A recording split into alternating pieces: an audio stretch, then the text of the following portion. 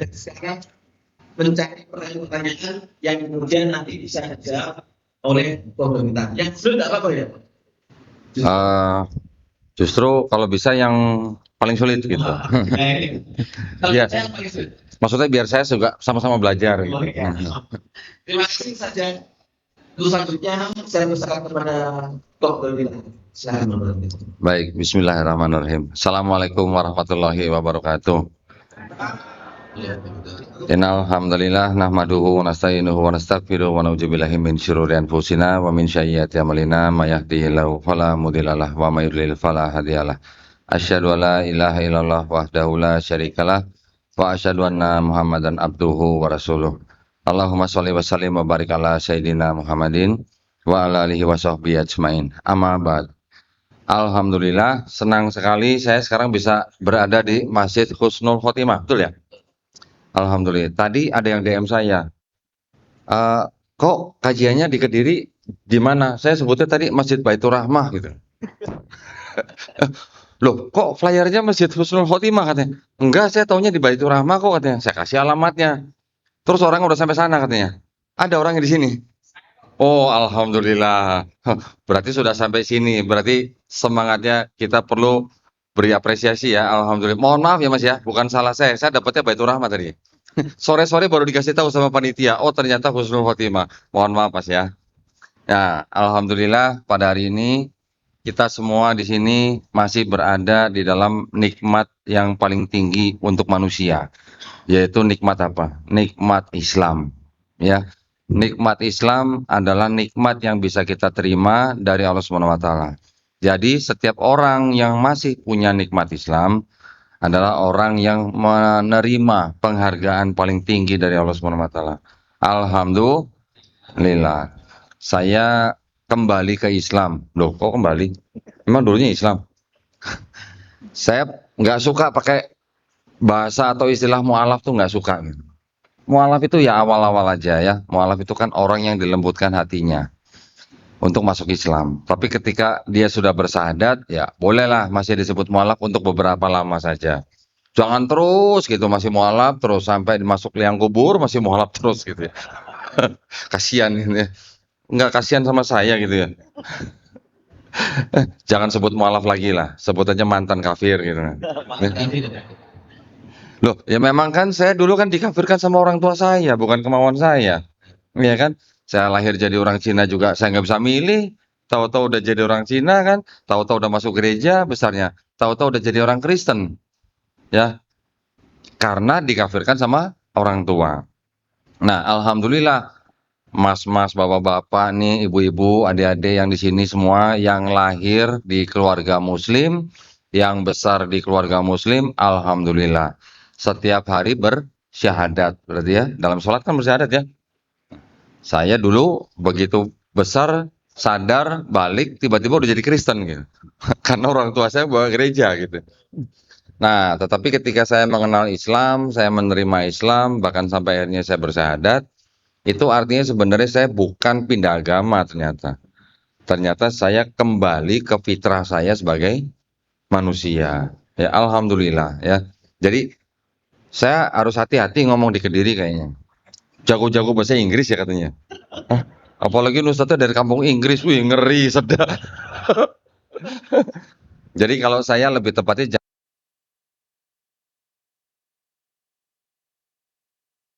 manusia. Alhamdulillah setelah saya menjadi muslim, saya juga sempat mempelajari agama saya yang dulu ya, agak serius belajarnya.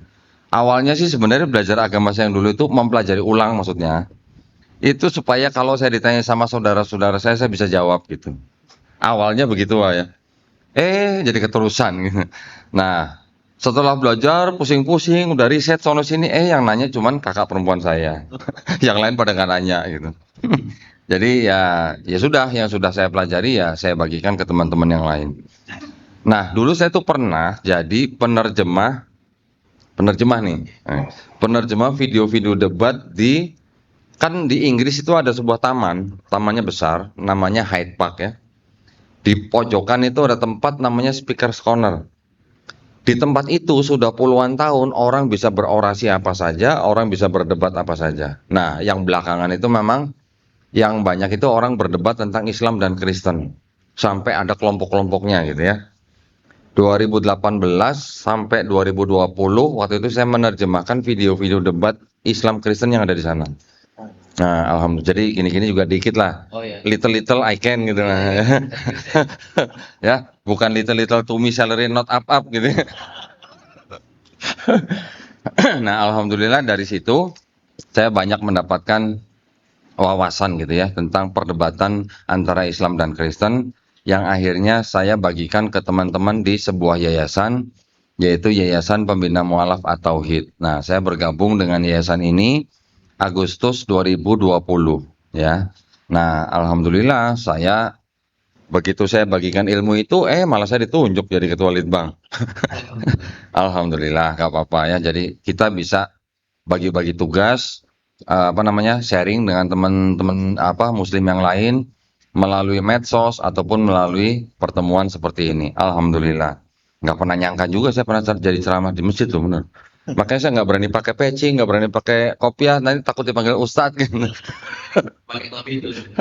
Ya, tapi alhamdulillahnya begini.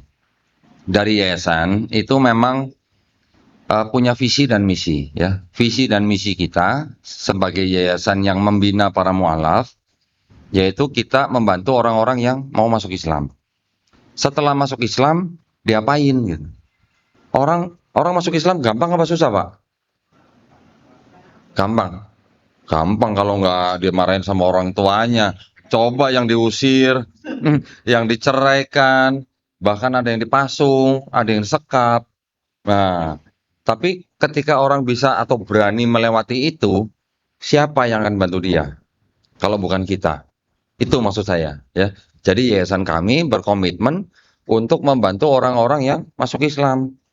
Ketika mereka sudah teguh pendiriannya, kuat imannya, masuk Islam, kita bantu. Apapun yang harus dihadapin, kita bantu. Dan kita nggak sendiri, yayasan kita nggak sendiri. Banyak yayasan-yayasan juga yang memang menjadi lembaga mualaf center ya. Itu kita saling berkolaborasi. Mau dimanapun di Indonesia, insya Allah kita bisa bantu.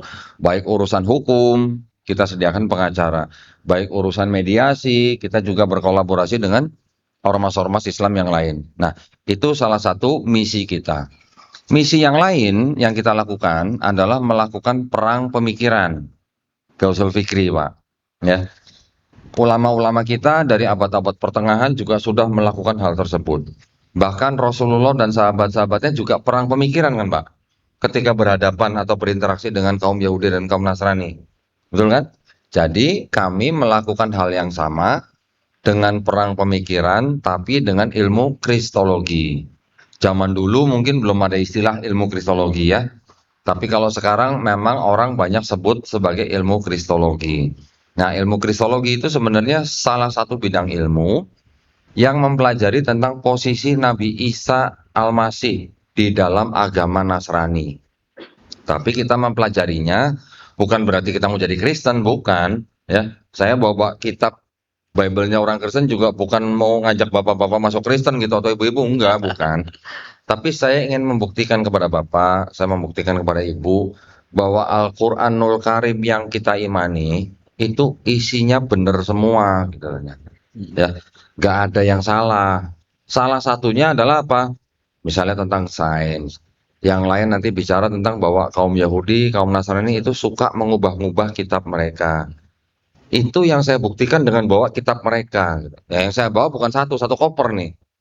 Jadi saya bisa tunjukkan apa yang di dalam mereka, perubahannya apa saja. Jadi kemana-mana saya bawa koper seperti tukang buku gitu Pak. Jualan buku.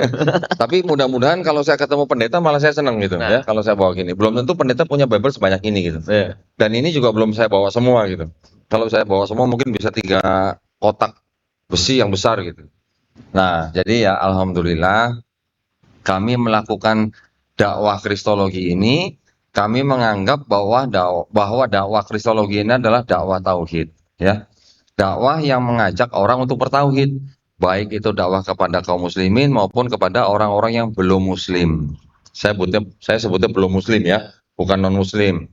Insya Allah kalau belum muslim kan bisa jadi muslim Ya, kan? semoga jadi muslim. Semoga jadi muslim gitu. Nah, jadi buat kami ini adalah dakwah tauhid yang mana kami juga percaya Rasulullah dan sahabat-sahabatnya ketika mereka berurusan dengan orang-orang Nasrani atau orang-orang kaum Yahudi, mereka juga berdakwah yang mengajak orang untuk bertauhid. Betul kan? Ya.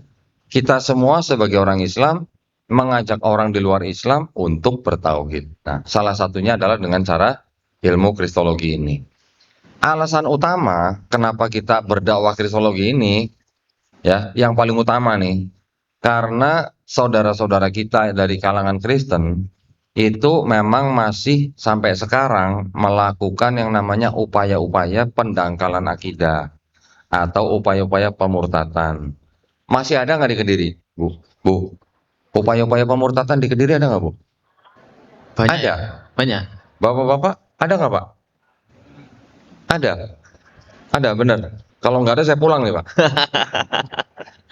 Ada kan? Masih ada kan? Nah, itu artinya apa? Selama mereka melakukan pendangkalan akidah, ya, atau upaya-upaya pemurtatan, saya dan Yayasan Pembina Mualaf akan tetap melakukan dakwah ini. Jadi kita melakukan ini supaya apa? Bukannya saya mau ngajak Bapak Ibu masuk Kristen, bukan. Tapi untuk memberitahukan kepada Bapak Ibu, ini loh kondisinya di dalam Kristen. Begini, sejarahnya mereka begini, kitabnya mereka begini, akidahnya mereka begini. Kita yang sudah punya akidah dan iman Islam, kita tinggal membandingkan, kita sudah tahu, oh saya nggak salah pilih ya dengan Islam. Saya nggak salah menjadi orang Islam dari kecil gitu misalnya. Itu sudah nggak salah. Itu yang kami harapkan, sehingga apa yang kami lakukan tidak lain tidak bukan itu hanya untuk membentengi iman dan akidah umat Islam. Begitu ya, insya Allah. Mohon doanya juga dari bapak-bapak dan ibu-ibu supaya kami tetap istiqomah, supaya kita semuanya husnul khotimah ya. Amin ya rabbal alamin. Nah, untuk masalah kristologi, sekarang berarti kita harus memahami bagaimana sejarah mereka, ya, sejarah terbentuknya agama mereka, agama Kristen. Sebenarnya agama Kristen dan agama Islam itu sama-sama agama misi, ya. Agama misi itu artinya sama-sama mengajak orang di luar agama tersebut untuk masuk agama itu. Islam agama misi bukan, Tan? Misi. Ngajak orang yang di luar Islam masuk ke dalam agama Islam. Betul ya? Tetapi bedanya kita dan mereka, kita mengajak orang-orang untuk masuk Islam itu hanya kepada orang-orang yang belum muslim atau yang belum beragama, ya, belum beragama. Yang sudah beragama kita tidak boleh ajak-ajak, karena ada aturannya. Aturannya tuh keputusan bersama dua menteri, Menteri Agama dan Menteri Dalam Negeri, nomor 1 tahun 79, bab 3 pasal 4. Disebutkan dilarang mensiarkan agama kepada orang atau kelompok orang yang sudah beragama. Nah, itu umat Islam gak boleh melanggar aturan tersebut. Yang boleh kita lakukan adalah mengajak orang yang belum beragama untuk masuk agama Islam. Itu sudah kami lakukan. Saya dan teman-teman di Jakarta juga sempat membawa beberapa anak dari suku Togutil di Halmahera Utara, ya, yang belum kenal peradaban, yang masih seperti Tarsan, rambut masih panjang gitu ya, kayak di film-film gitu. Pakai celana seadanya dari daun-daun, primitif ya, nggak kenal bahasa Indonesia, nggak kenal WhatsApp, nggak kenal Allah, nggak kenal Nabi Muhammad SAW, nggak kenal agama sama sekali nggak kenal. Bahkan di dalamnya mereka masih melakukan incest, ya. Nah, itu yang kami lakukan, kami bawa, kita jadikan muslim. Kita bawa ke Jakarta, kita bawa ke sebuah rumah Quran, kita mulai dari nol, benar-benar nol. Bahkan pertama kali mereka datang gak mau tidur di kasur. Anak-anak maunya tidur di lantai, kolong mobil. Mending di lantai, di kolong mobil. Bahkan ada yang lari naik ke atas pohon, tidur di atas pohon. Ya, karena mereka memang tidak kenal peradaban. Alhamdulillah, setelah kita ajarin pakai baju, kita ajarin mandi, kita ajarin bahasa Indonesia per kata loh ya, kata per kata loh ya. Sampai alhamdulillah sekarang mereka sudah ada yang hafal Quran 5 juz. Alhamdulillah. Ada yang hafal Quran 3 juz. Alhamdulillah ya.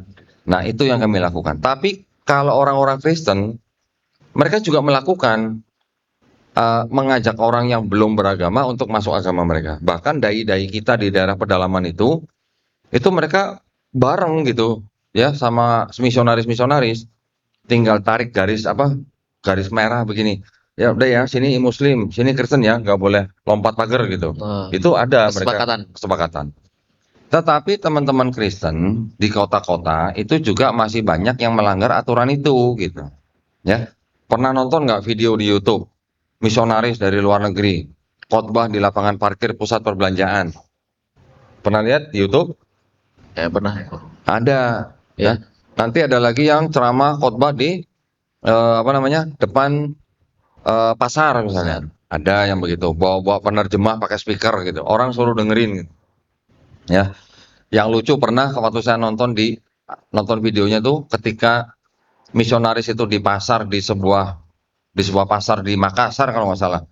Dia lagi ceramah, diterjemahin sama temennya yang bawa speaker, lewat orang Islam naik motor di sebelah dia gitu teriak Allahu Akbar gitu.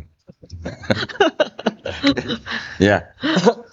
Memang kadang-kadang masyarakat kita juga bingung ya, mau menindak seperti apa gitu orang-orang seperti itu ya. Ya. Kalau disangka orang gila, tapi kok ngomongnya teratur, pakai baju gitu ya. Tapi kok ngajak-ngajak orang untuk masuk agama mereka gitu. Sedangkan masyarakat kita belum banyak yang tahu ada aturannya gitu. Nah, sebaiknya bagaimana gitu. Kalau saya ngelihat di jalan begitu malah saya samperin, saya ajak ngopi gitu. Ya kita buka-bukaan kitab aja sekalian gitu ya. Nah, jadi ya memang itulah tugas kita. Syukur-syukur kalau misalnya mereka bisa melihat perbedaan sendiri, mereka membuka pikiran, mereka membuka hati, mereka menerima hidayah, alhamdulillah, ya kan? Tetapi kita tujuannya lebih untuk membentengi akidah umat Islam. Nah, baik, saya segera, ini kita isya jam berapa? Isya jam 7 kurang 10 tadi. Nanti isya jam 7 toh. Jam 7 ya, baik. Nah, Kristen, bapak-bapak ini kan pasti, ibu-ibu pasti sudah sering ya dengar kata Kristen ya. Ada yang punya saudara masih Kristen? Ada? Ada ya? Banyak ya? Banyak. Di Kediri banyak nggak yang nikah beda agama, Bu, Pak? Masih sedikit kayaknya ya? Ada. Ada, tapi masih sedikit kok. Ada nggak Bu yang punya saudara nikah beda agama gitu? Ada. Ada nggak? Ada, ini ada. Saya yakin pasti ada.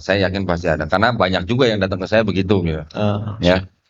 Nah, kalau yang nikah beda agama berarti boleh dikatakan dia sebenarnya nggak tahu agamanya sendiri gitu. Ya, baik yang Muslim, baik yang bukan Muslim, dia nikah beda agama berarti dia sendiri nggak tahu agamanya dia. Gitu. Karena di setiap agama di seluruh Indonesia 6 agama yang diakui, 6-6-nya melarang nikah beda agama. Setiap agama ya, Islam, Protestan, Katolik, Hindu, Buddha, Konghucu, 6-6-nya melarang nikah beda agama. Ya, negara juga melarang. Undang-Undang nomor 1 tahun 74. Jadi setiap agama juga melarang nikah beda agama. Bahkan kalau Kristen di kitabnya mereka ada ayat yang melarang orang menikah dengan orang tidak percaya. Gitu. Tafsirnya lebih gawat lagi. Tafsirnya mereka apa? Berteman nggak boleh, bersahabat karib nggak boleh, bermitra usaha nggak boleh, golongan rahasia nggak boleh, kencan nggak boleh, apalagi menikah. Gitu ya. Segitunya ya. Segitunya. Jadi berteman aja nggak boleh. Kalau ngikutin tafsir kitab mereka, ya.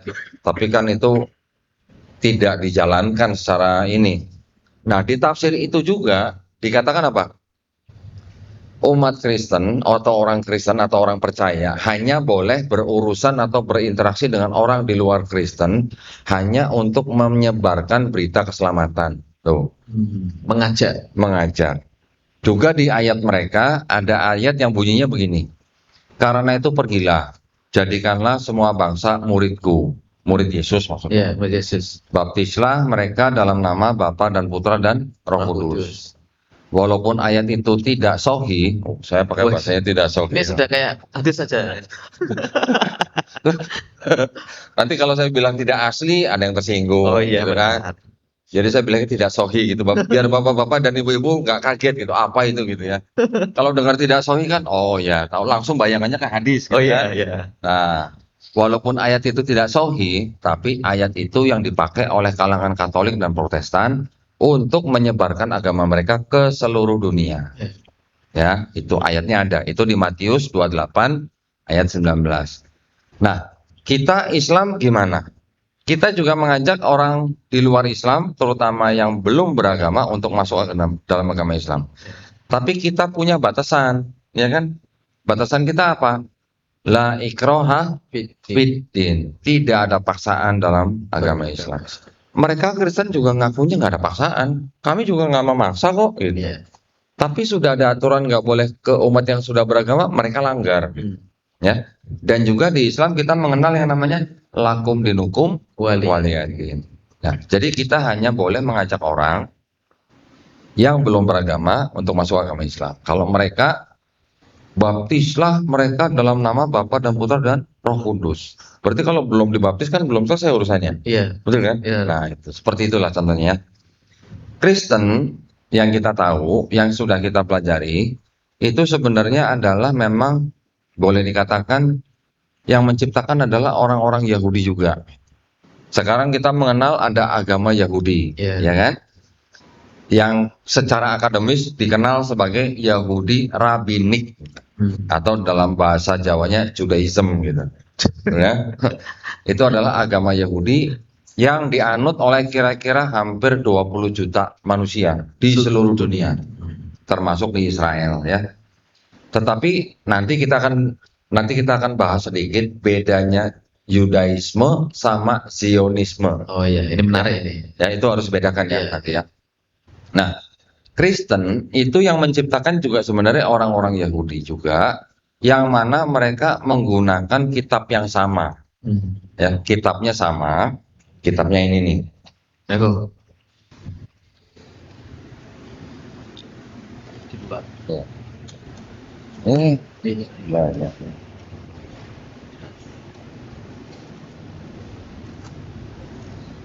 Semuanya. Nah, orang Yahudi itu punya kitab namanya ini, kitab Tanakh. Ya. Tanakh itu singkatan. Singkatannya, wah ini udah Iklan. iklan ya. Dari tadi lewat terus ini iklan. Dari tadi pengen saya buka sebenarnya. Nanti kok. Oh nanti ya. Ada. Nah, ini kitab mereka namanya Tanakh. Tanakh itu singkatan apa? Torah, Nevi'im, Ketuvim. Tulisannya T-A-N-A-C-H. T-A-N-A-C-H. Torah itu yang kita sering dengar dengan sebutan Taurat. Ya. Taurat itu ada 5 kitab. Namanya disebut 5 kitab Musa. Kalau orang Kristen sebutnya Pentateuch. Gitu. 5 kitab Musa itu apa? Kejadian, Keluaran, Imamat, Bilangan, Ulangan. Ya, nggak usah dihafalin Mas ya. Repot dihafalin nanti.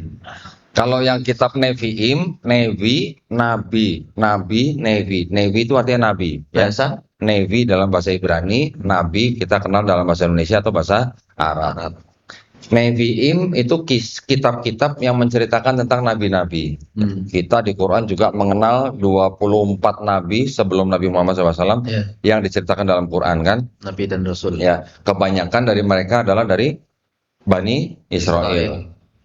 Mereka juga menceritakan nabi-nabi itu, ada Nabi Ayub kita kenal ya, ada Nabi Yunus, ada Hagai, Habakuk, Mika, macam-macam, Samuel dan sebagainya. Kemudian kelompok yang ketiga namanya Ketuvim. Ketuvim itu adalah tulisan-tulisan orang bijak atau juga tulisan-tulisan nabi-nabi itu sendiri. Kitab-kitabnya ada kitab Mazmur, Kidung Agung, Ratapan, Pengkhotbah dan lain-lain. Amsal gitu ya. Yang disebut dengan Mazmur itu yang sering kita baca di Quran Zabur. Nah, Mazmur. Ya. Mazmur di sini atau kita sebut Zabur. Ya. Nah, ini adalah kitabnya orang Yahudi yang mana di sini ada yang disebut dengan Taurat dan juga Zabur. Kita umat Islam sudah sering baca di dalam Quran ada kitab Taurat, ada kitab Zabur, ada kitab Injil. Nah, kalau yang Injil yang mana? Injil yang besar. Nah, kalau yang disebut Injil Ini sebenarnya sih bukan ini ya. Kalau ini kitabnya orang Kristen, mereka orang Kristen menyebut Injil dalam kitab ini. Di dalam kitab ini, kalau kita kan lebih mengenal dalam Quran kan ada surat-surat gitu kan. Surat Al-Fatihah, Al-Baqarah, Ali Imran, An-Nisa, Al-Maidah dan sebagainya. Di sini juga ada surat-surat ya. Ya, cuman di sini dibagi dua nih. Dibagi duanya apa? Yang ini indeks hitam ini disebut sebagai perjanjian lama. Yang hitam perjanjian lama. Yang hitam ya. Ya. Yang indeksnya merah ini perjanjian baru. Oh. Yang perjanjian lama ternyata berasal dari kitabnya orang Yahudi yang ini. Seluruhnya itu. Hampir seluruhnya, Hampir seluruhnya, ya. ya. Seluruhnya lah boleh dikatakan seluruhnya. Yang merah yang ini adalah tulisan orang-orang Kristen sendiri. Nah, yang tulisan orang-orang Kristen sendiri ini ditulis kira-kira pertengahan abad pertama sampai abad kedua. Nah, yang kitabnya Yahudi ini ditulis kira-kira 450 sebelum Masehi. Ya, berarti kurang lebih 450 tahun sebelum Nabi Isa alaihissalam diutus ke Bani Israel. Sudah ada kitab ini, ya. Masalahnya di mana? Masalahnya ketika kitab ini dijadikan perjanjian lamanya di kitab Kristen, ini melalui transmisi yang namanya disebut kitab Septuaginta. Ini yang ini kitabnya. Kitab seksual kita. Ya. Jadi kalau kitabnya orang Yahudi ditulis dalam bahasa Yahudi, Ibrani, diterjemahkan ke dalam bahasa Yunani di abad ketiga sebelum Masehi, ya, diperintahkan oleh Raja Ptolemy II di Mesir. Baru kemudian kitab yang ini yang menjadi kitab perjanjian lamanya orang Kristen. Tapi kitab ini di abad kedua, ketiga, dan keempat Masehi terjemahannya diresensi namanya. Resensi. Resensi apa namanya? Artinya apa? Ringkasan. Hah? Bukan. Apa? Resensi itu artinya dikritik. Oh, dikritik. Berarti dirubah-rubah terjemahan. Dirubah-rubah. Ya. Jadi setelah ini terjemahannya diresensi, ketika kitab ini diberikan kepada orang Yahudi suruh baca, Ya. walaupun orang Yahudi itu mengerti bahasa Yunani, mereka nggak mau baca karena artinya maknanya sudah berbeda dengan ini. Gitu. Ya. Jadi yang di sini itu setelah diresensi menjadi seolah-olah berbicara tentang Yesus di kitabnya orang Kristen. Seolah-olah Yesus sudah diramalkan di sini gitu. Ya, itu yang terjadi. Nah, maka itulah udah ini ya azan. Nanti kita berarti jam 7 azannya. jam 7 ya. Oke. Baik. Nah, masalahnya dari satu kitab yang sama ini timbulnya agama Kristen itu ada terjadi perbedaan antara yang disebut dengan konsep ketuhanan, konsep keselamatan, dan juga konsep Mesias. Nah, kita ini kan Islam ini kan nggak ada urusan nih dengan kitab-kitab ini. Iya, benar. Tetapi di Quran kan kita sering menyebut nama nabi-nabi yang ada di kitab ini. Iya. Di Quran kita juga sering menyebut nama kitab-kitab ini, gitu kan? Nanti hubungannya apa dengan Islam? Ya. Kita tunggu azan dulu ya, atau gimana? Atau lanjut? Langsung aja enggak apa. Langsung aja. Baik, nah, jadi di sini karena ada sebutan Taurat, Zabur, Injil, di Quran juga sering disebutkan Taurat, Zabur, Injil. Saya pengen bertanya nih kepada bapak-bapak dan ibu nih. Apakah Taurat, Zabur, Injil yang disebut dalam Quran, apakah itu ini dan ini? Pilih yang mana? Bukan. Bukan. Yang bilang bukan bisa jelasin nggak? Kenapa kira-kira?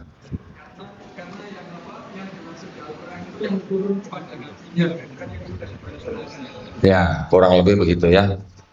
Yang nulis ini setelah kita pelajari, setelah kita cek sejarahnya, yang nulis ini juga bukan Nabi Musa alaihissalam. Yang nulis ini juga bukan Nabi Daud alaihissalam. Yang nulis ini juga bukan Nabi Isa alaihissalam. Yang nulis ini juga bukan pengikutnya nabi-nabi tersebut gitu. Jaraknya cukup jauh. Ya. Kitab ini dengan Nabi Musa alaihissalam jaraknya 1000 tahun. Hampir 1000 tahun. Dengan Nabi Daud alaihissalam jaraknya kurang lebih 500 tahun. Kalau yang perjanjian baru jaraknya dengan Nabi Isa alaihissalam kurang lebih 35 tahun yang pertama ditulis. Jadi kalau begitu, kalau yang ini sih mungkin masih bisa diperdebatkan lah ya. Tetapi dari kalangan Kristen sendiri sudah memastikan bahwa keempat kitab di dalam kitabnya orang Kristen yang disebut dengan Injil atau Gospel, Matius, Markus, Lukas, Yohanes, ini sudah jelas tidak ditulis oleh orang-orang saksi mata langsung. Yang ngomong malah kalangan mereka sendiri gitu. Malah mereka sendiri ya. Malah mereka sendiri. Wah. Jadi ditulis oleh orang-orang yang bukan saksi mata langsung, bukan orang-orang yang tidak kenal saksi mata langsung. Ya, ibaratnya orang-orang yang nulis itu orang-orang yang nggak pernah ngopi bareng Yesus gitu. Ibaratnya kan gitulah, orang nggak pernah ketemu gimana? Iya, nggak pernah lebih bareng. Nah, sekarang kalau kita perhatikan, ketika kitab ini sudah bertransformasi menjadi ini Septuaginta, kemudian dijadikan satu oleh Kristen, ya, menjadi Perjanjian Lama, ternyata di dalamnya setelah dipelajari ayat-ayatnya, ya, kita sudah selesai nih. Ini udah jelas bukan Taurat, Zabur, Injil yang dimaksud Quran gitu ya. Ya sudah, sekarang kita pelajari apa isi ayat-ayat di dalam kitab ini. Di dalam kitab yang sudah jadi Perjanjian Lama dan Perjanjian Baru, ternyata konsep ketuhanannya berbeda. Konsep keselamatannya juga berbeda. Dan juga konsep Mesiasnya juga berbeda. Ada yang tahu arti Mesias? Messi. Apa? Kalau Al-Masih artinya apa, Mas? Ya, enggak, saya tanya Mas ini. Kan nggak tahu tadi Mesias kan. Kalau Isa Al-Masih. Al-Masih artinya apa? Nggak tahu juga. Al-Masih itu ya Mesias gitu. Berarti Isa Mesias ya. Ya, oh bulat gitu. Mesias dalam bahasa apa Ibrani atau Mesias, bahasa Arabnya Al-Masih, Ya. Masih, Mesias, gitu. Mirip-mirip lah ya. Kalau orang Ibrani dengar orang Arab ngomong mereka paham, cuman nggak bisa ngomongnya gitu. Iya. Begitu juga orang Arab dengar orang Ibrani ngomong juga mereka sedikit-sedikit paham. Kira-kira 40-50% kata-katanya itu mirip-mirip ya. Sama seperti kita sama Malaysia gitu lah. Cuman ya ada beberapa kata-kata yang mungkin jauh ya. Kalau kita di sini jalan-jalan, kalau di Malaysia apa? Pusing-pusing gitu. Pusing minum obat gitu, Iya. jalan-jalan. Kalau di kita kan mesti minum Ya, obat. itu hanya ininya ya. Beberapa kata memang berbeda jauh tapi banyak yang sama. Nah, begitu juga dengan Arab dan Ibrani, banyak yang mirip gitu ya. Nah, konsep Mesias itu yang juga membedakan antara Kristen dan Yahudi. Nah, nanti kita akan bahas satu-satu dari konsep ketuhanannya. Nah, konsep ketuhanannya ternyata kalau kitabnya orang Yahudi ini itu banyak yang mirip dan sama dengan Islam. Loh, saya berani ngomong nih. Nanti ada yang protes lagi. Oh, nyamain gitu. Bible sama Quran gitu. Ya, Ustadz Adi Hidayat baru Yohanes 3:16 aja udah ada yang protes gitu. Iya. Nyamain. Begitu orang yang protes saya kasih bilangan 2-3 dalam bahasa Ibrani sama Quran surat Al-Ikhlas ayat 1, dia nggak bisa jawab. Ini sama apa beda? Saya bilang gitu. Dia nggak bisa jawab. Ya, jadi memang masih banyak yang sama. Contohnya apa? Di dalam kitab Ulangan, ya, Ulangan 6 ayat 4. Itu ada ayat bunyinya begini, Bu. Shema Israel, Adonai Eloheinu, Adonai Ehad. Ada yang paham, Bu? Artinya Apa itu gitu? Oh, nanti Ibu bilang maaf ya, kita taunya bahasa Inggris gitu. Oh, keren. Shema Israel artinya dengarlah hai bangsa Israel. Adonai Eloheinu, Eloh mirip kan? Eloh, Allah, Allah mirip kan? Oh, Nah, dimiringkan ya. dia apa? Kayak dimiringkan kata-katanya itu. Kalau dimiringkan begini. Oh iya. Bukan dimiringkan ya. Orang Ibrani, orang Yahudi itu mengenal nama daripada Tuhan itu dengan 7 nama. El, makanya ada kata Ismael, Yismael. Ya, nanti ada kata lagi Immanuel. Nah, itu El itu sebenarnya nama daripada Allah. Ya, mereka mengenal dengan sebutan El, Eloh, Eloah, Elohim, El Shaddai. Ada satu lagi Yod He Vav He yang 4 huruf tadi ya.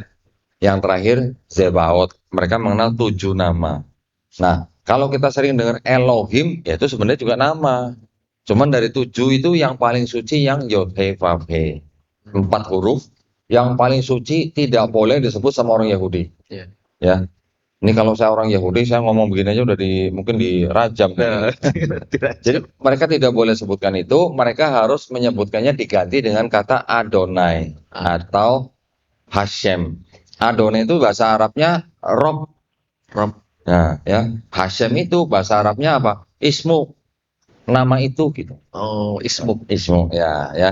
Jadi orang Yahudi itu mengenal konsep Tuhan itu yang disebut dengan Adone Elohenu, Adone Ehad. Tuhan Allah kita, Tuhan Esa. Hmm. Kita mengenal Kul Huwallahu Ahad. Ahad. Ada Ahad, ada Ehad. Mirip kan? Mirip. Kamu yang bilang mirip Oh, tuh iya. ya. Nah, nanti diprotes loh, ada yang Nanti protes. live YouTube ini. Oh, enggak, nanti premier. Oh iya. Mirip apa sama? Ehad sama Ahad. Mirip. Enggak berani bilang sama. Saya nggak berani. Mungkin kau udah berani. Saya berani bilang Oh, sama. saya nggak berani.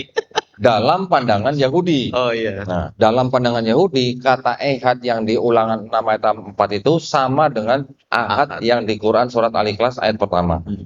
Saya berani katakan. Yang mau debat boleh. Boleh. Nah, ya, Nanti. pandangan Yahudi loh ya. Iya. Terus nanti ada lagi ayat di Bilangan. Bilangan 23 ayat 19. Dikatakan apa? Tuhan itu bukan manusia. Hmm. Tuhan itu bukan anak manusia. Hmm. Sama nggak dengan lam yalid walam yulad? Sama nggak?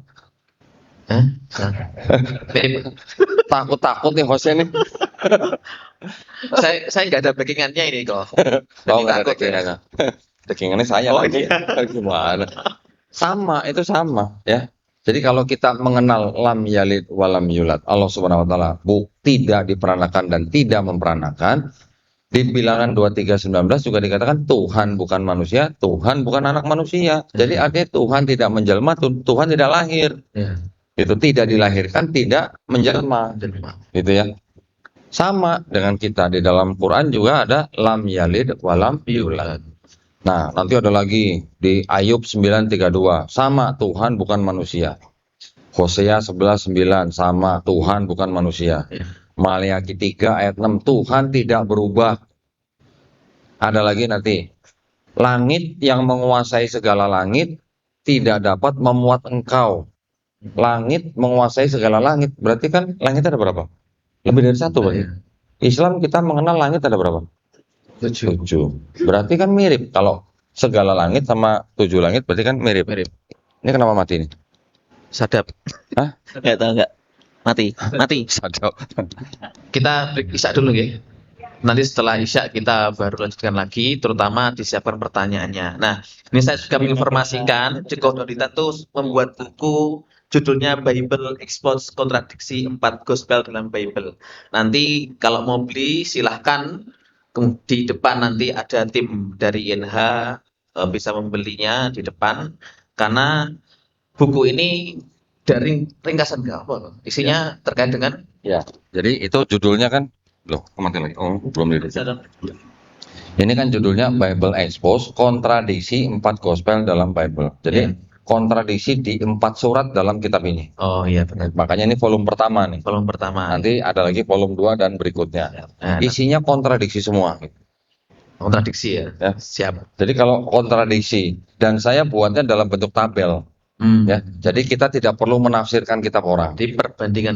Kita hanya melihat ayat-ayat di dalam tabel, nggak usah ditafsirkan, udah kelihatan. Oh, kok beda ya? Nah, kok beda? Nah, Oke, itu aja. siap. Ya, jadi yang ingin belajar kristologi dengan baca buku saya sebagai awal atau langkah awalnya, langsung debat sama pendeta aja berani. Gitu. Wah, Ya, insya Allah ya kok ya. ya, insya Allah. Yang penting mentalnya juga. Kok. Ya, Oke, terima kasih itu. Setelah ini kita sholat isya dahulu. Nanti dilanjutkan setelah sholat isya kita langsung kemudian diskusi. Nanti silakan persiapkan pertanyaan-pertanyaan yang nanti bisa dijawab oleh Gordon Ditang. Demikian untuk sesi pertama ini. Syukran. Wassalamualaikum warahmatullahi wabarakatuh. waalaikumsalam. A few moments later. Bismillahirrahmanirrahim. Assalamualaikum warahmatullahi wabarakatuh. Waalaikumsalam. Bapak Ibu, abang kakak yang dirahmati Subhanahu wa taala, kita lanjutkan lagi acara kita pada malam hari ini. Insyaallah Koh Dondi mungkin akan menyampaikan sedikit sebelum itu ya. Nanti setelah itu barulah kita open Q&A atau pertanyaan. Silakan disiapkan pertanyaannya. Insyaallah berapa Koh pertanyaannya ya? Berapa totalnya pertanyaan? 5. Boleh 30 boleh. 30 sampai jam 12 malam. Ini ada mobil mau keluar nggak bisa, ini harus mundur. Oh ya ini ya. Oke. Ini pengumuman dulu. Ini ada mobil, ini mobilnya tim NH ya. Oh, nggak tahu.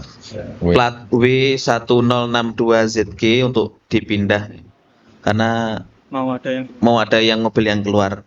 Terima kasih. W1062ZG Suzuki. Mobil Suzuki. Oke, terima kasih. Untuk selanjutnya saya berikan kepada Kak Donitan untuk melanjutkan materi yang mungkin digerakkan. Enggak usah. Baik, alhamdulillah. Saya coba selesaikan materi saya 10 sampai 15 menit ya. Tadi saya sudah mengatakan bahwa konsep ketuhanan. Nah, konsep ketuhanan di dalam kitabnya orang Yahudi dan kitabnya orang Kristen ternyata ada perbedaan. Ya. Kalau yang kitabnya orang Yahudi mengatakan Tuhan bukan manusia, Tuhan bukan anak manusia, dan Tuhan tidak berubah, tiba-tiba ketika masuk ke dalam kitabnya orang Kristen, Tuhannya bisa jadi Yesus, gitu ya. Dan Tuhan itu bisa jadi Yesus datang ke bumi untuk menebus dosa manusia, gitu kan? Itu yang perbedaan yang paling utama. Yang kedua, konsep keselamatan. Konsep keselamatan di dalam kitabnya orang Yahudi itu juga mirip dengan konsep keselamatan di dalam Islam. Kalau kita di dalam Islam supaya kita selamat masuk ke jannahnya Allah Subhanahu wa taala, gimana caranya? Gimana caranya? Gimana caranya? Lo kok pada diem semua? Lupa dengan agamanya. Ya, Gimana? yang jelas kita bertakwa, ya, menjalankan perintahnya, menjauhi larangannya. Ya, kalau kita berdosa, bertobat. Setelah bertobat, kita menyesali perbuatan kita, kita kemudian tidak mengulangi perbuatan kita, insya Allah kita diberikan jannah. Betul kan? Ya. Di dalam kitab ini ada ayat yang bunyinya begini, Yesaya pasal 1 ayat 16 sampai 18. Basuhlah. Basuh itu apa? Kalau di Islam. Kita sering basuh nggak kalau mau sholat? Sering, wudu. Nah, wudu kan? Iya. Ini juga maksudnya begitu sama. Ya, basuhlah. Jauhkanlah perbuatan-perbuatan jahatmu dari depan mataku, mata Tuhan maksudnya. Belajarlah berbuat baik, berhentilah berbuat kejam, kendalikan orang-orang kejam, ya. Terus belalah hak anak-anak yatim, perjuangkanlah perkara janda-janda, bukan cari janda maksudnya. Perjuangkan perkara janda-janda. Di Islam kita juga sering mendengar ya hadis ya, bahwa sebaik-baik orang yang mengurusi janda-janda itu kan apa? Menikahinya, gitu. Oh enggak? Menikahinya. Oh, menikahinya. Bapak yang tahu jelasnya. Mirip kan? Terus kemudian ada ayat begini lagi. Baiklah, marilah kita berperkara, ya. Firman Tuhan tulisannya. Jikalau dosamu merah seperti kirmisi, akan menjadi putih seperti salju. Jikalau dosamu merah seperti kain kesumba, akan menjadi putih seperti bulu domba. Kalau ada ayat seperti itu, dosa yang merah seperti apapun bisa menjadi putih seperti salju. Perlu nggak kira-kira ada orang yang harus mati di atas kayu salib? Sepertinya gitu. Gimana Pak? Perlu nggak Pak? Nggak perlu gitu ya. Di dalam konsepnya Yahudi juga nggak ada istilahnya orang menanggung dosa orang lain. Bahkan ada ayatnya banyak.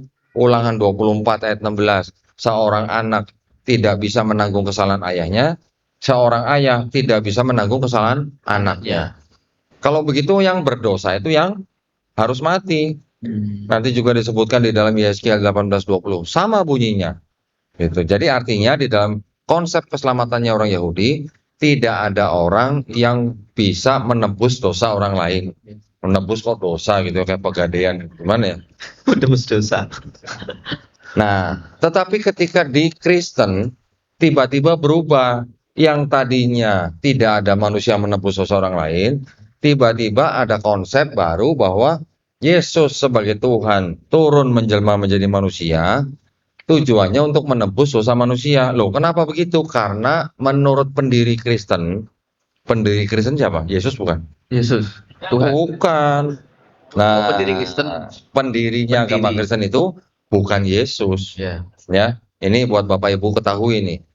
Orang yang pertama kali disebut Kristen itu bukan Yesus. Menurut kitab mereka, orang yang pertama kali disebut Kristen adalah siapa? Paulus dan Barnabas dan pengikutnya setelah mereka tinggal di kota Antioquia selama setahun, baru mereka disebut Kristen. Hmm. Jadi Yesus tidak pernah mengajarkan Kristen. Yesus tidak pernah mengucapkan kata Kristen gitu ya. Paulus yang menciptakan atau mendirikan agama Kristen itu punya konsep yang berbeda dengan konsepnya orang Yahudi. Kenapa dia berkata bahwa orang Kristen harus percaya kepada Yesus yang turun menjadi manusia untuk mati menebus dosa manusia? Karena dia bilang manusia punya dosa waris.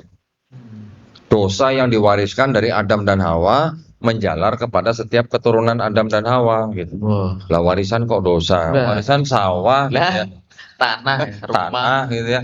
Warisan dosa yang mana menurut Paulus karena sudah berdosa makanya manusia tidak bisa bersatu kembali dengan Tuhan. Makanya Tuhan harus turun ke bumi menjadi manusia menebus dosa manusia. Oh. Buat Iya, iya. buat kita di Islam ada nggak konsep gitu, Pak? Tidak ada. Nggak ada. Jadi kalau kita tidak mengenal konsep seperti itu, Yahudi tidak mengenal konsep seperti itu, Islam mengenal konsep Tuhan tidak bisa menjadi makhluk, tidak ada yang serupa sesuatu apapun dengan Allah Subhanahu wa taala. Yahudi juga bilang Tuhan bukan manusia, Tuhan bukan anak manusia. Terus yang ini beda sendiri gitu. Oh. Ya. Gimana berarti kita sikapnya? Gimana kita sikapnya? Melihatnya gimana? Gimana Ya. kira-kira? Ada yang agamanya sama-sama monoteis, sama Iya. dengan Islam. Walaupun mereka tidak menerima Nabi Muhammad SAW sebagai nabi mereka, tapi mereka mengakui bahwa Nabi Muhammad SAW adalah seorang nabi. Cuman bukan untuk bangsa mereka, Iya. ya, untuk bangsa yang lain gitu. Tapi mereka mengaku bahwa Nabi Muhammad SAW adalah seorang nabi. Yang mengaku nabi-nabi mereka loh. Nabi-nabi mereka. Cuman mereka bilang itu nabi buat orang lain, bukan buat kami. Oh, gitu. Alasannya gitu ya. Alasannya cuma begitu. Kenapa begitu? Mungkin karena Nabi Muhammad SAW tidak berasal dari bangsa mereka. Bangsa mereka. Itu ya. Karena dari bangsa yang lain kan. Oke. Nah, sekarang pertanyaan saya, kita di Islam, masalah mereka menerima Nabi kita atau tidak, konsep Tuhannya sama, konsep keselamatannya sama. Terus tiba-tiba ada kelompok agama lain, ya walaupun sekarang mereka paling besar, yang menggunakan kitab yang ini, tapi melalui ini, terus konsep Tuhannya beda, konsep keselamatannya beda. Gitu. Paham ya Pak ya? Sampai sini ya maksudnya ya? Itu baru konsep ketuhanan dan keselamatan. Ada satu lagi yang namanya konsep Mesias. Gitu. Bedanya Kristen dan Yahudi ini di dalam soal Mesias apa? Orang Yahudi bilang Mesias yang dijanjikan di dalam kitab ini tuh belum datang. Mesiasnya belum datang. Belum datang. Konsep Mesias itu seperti kalau orang Jawa kita mungkin sering mendengar konsep Satrio Piningit gitu Pak.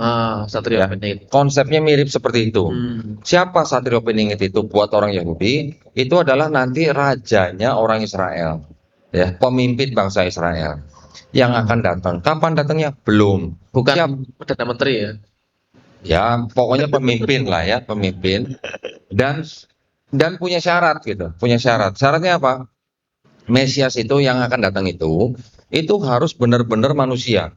Hasil hubungan badan suami istri dan harus keturunan Raja Daud yang kita kenal sebagai keturunan Nabi Daud alaihissalam. Tapi harus keturunan Daud melalui anaknya yaitu Nabi Sulaiman atau Salomo. Ya, alaihissalam. Dan juga orang Mesias itu nanti akan datang ketika di seluruh bumi sudah tidak ada orang angkat senjata, artinya sudah tidak ada perang. Damai. Zaman sekarang masih ada perang nggak? Noh, ini Masih. mau ngomong ini Palestina ya. Dan juga mereka bilang bahwa Mesias yang mau datang itu nanti dia akan datang kalau di seluruh bumi sudah mengenal Hashem atau mengenal Tuhan yang Maha Esa. Zaman sekarang masih ada orang yang nggak kenal Tuhan nggak? Masih. Ya itu anak-anak Al-Mahera yang tadi kita bawa belum kenal Tuhan. Berarti menurut mereka kalau itu belum terjadi, Mesias itu belum datang. Ayat-ayatnya ada di sini gitu loh. Tapi menurut Kristen yang disebut Mesias yang akan datang itu Yesus. Gitu. Orang Kristen bilang Mesias itu adalah Yesus. Nanti mereka bilang tuh Yesus keturunan Daud. Karena dari mana? Dari ayahnya Yusuf. Tapi ternyata kan di Bible mereka menceritakan bahwa Yesus bukan anak kandung Yusuf. Gitu. Oh iya, ini ya, kontradiksi ya. Jadi menurut Yahudi, mohon maaf bro, anak adopsi nggak diterima. Gitu. Ya kurang lebih gitu. Ya. Terus kemudian orang Yahudi juga bilang yang namanya Mesias itu bukan yang datang menyelesaikan misi terus pergi terus datang lagi gitu. Bukan, datang cukup sekali gitu. Ya. Tapi kalau orang Kristen kan ceritanya Yesus sudah datang, sudah mati di atas kayu salib, sudah diangkat, nanti mau datang lagi, ya kan? Sebagai hakim yang adil katanya. Iya. Tuh, Islam juga sama, Nah, kan sebagian besar umat Islam juga mempunyai pemahaman bahwa Nabi Sallallahu Alaihi Wasallam akan datang lagi, Iya. betul kan? Ada sebuah hadis yang sangat masyhur bahwa Nabi Sallallahu Alaihi Wasallam akan membunuh Dajjal, mematahkan salib dan membunuh babi-babi, betul kan? Itu kan juga mirip dengan konsepnya Kristen. Betul, konsepnya mirip. Tapi kalau orang Kristen memahami bahwa Yesus itu nanti akan datang lagi sebagai Tuhan, ya, kita kan tidak. Kita kan memahami bahwa Nabi Sallallahu Alaihi Wasallam datang lagi kan sebagai umatnya Nabi Muhammad SAW. iya, Betul nggak? benar. Akan menikah dan akan meninggal di bumi. Iya. Akan dibangkitkan lagi nanti setelah hari kebangkitan gitu. Iya. Ya, itu iman kita. Nah, perbedaannya itu. Jadi kalau orang Yahudi mengakui orang yang masih punya darah Yahudi sebagai orang Yahudi, itu harus melalui darah ibunya.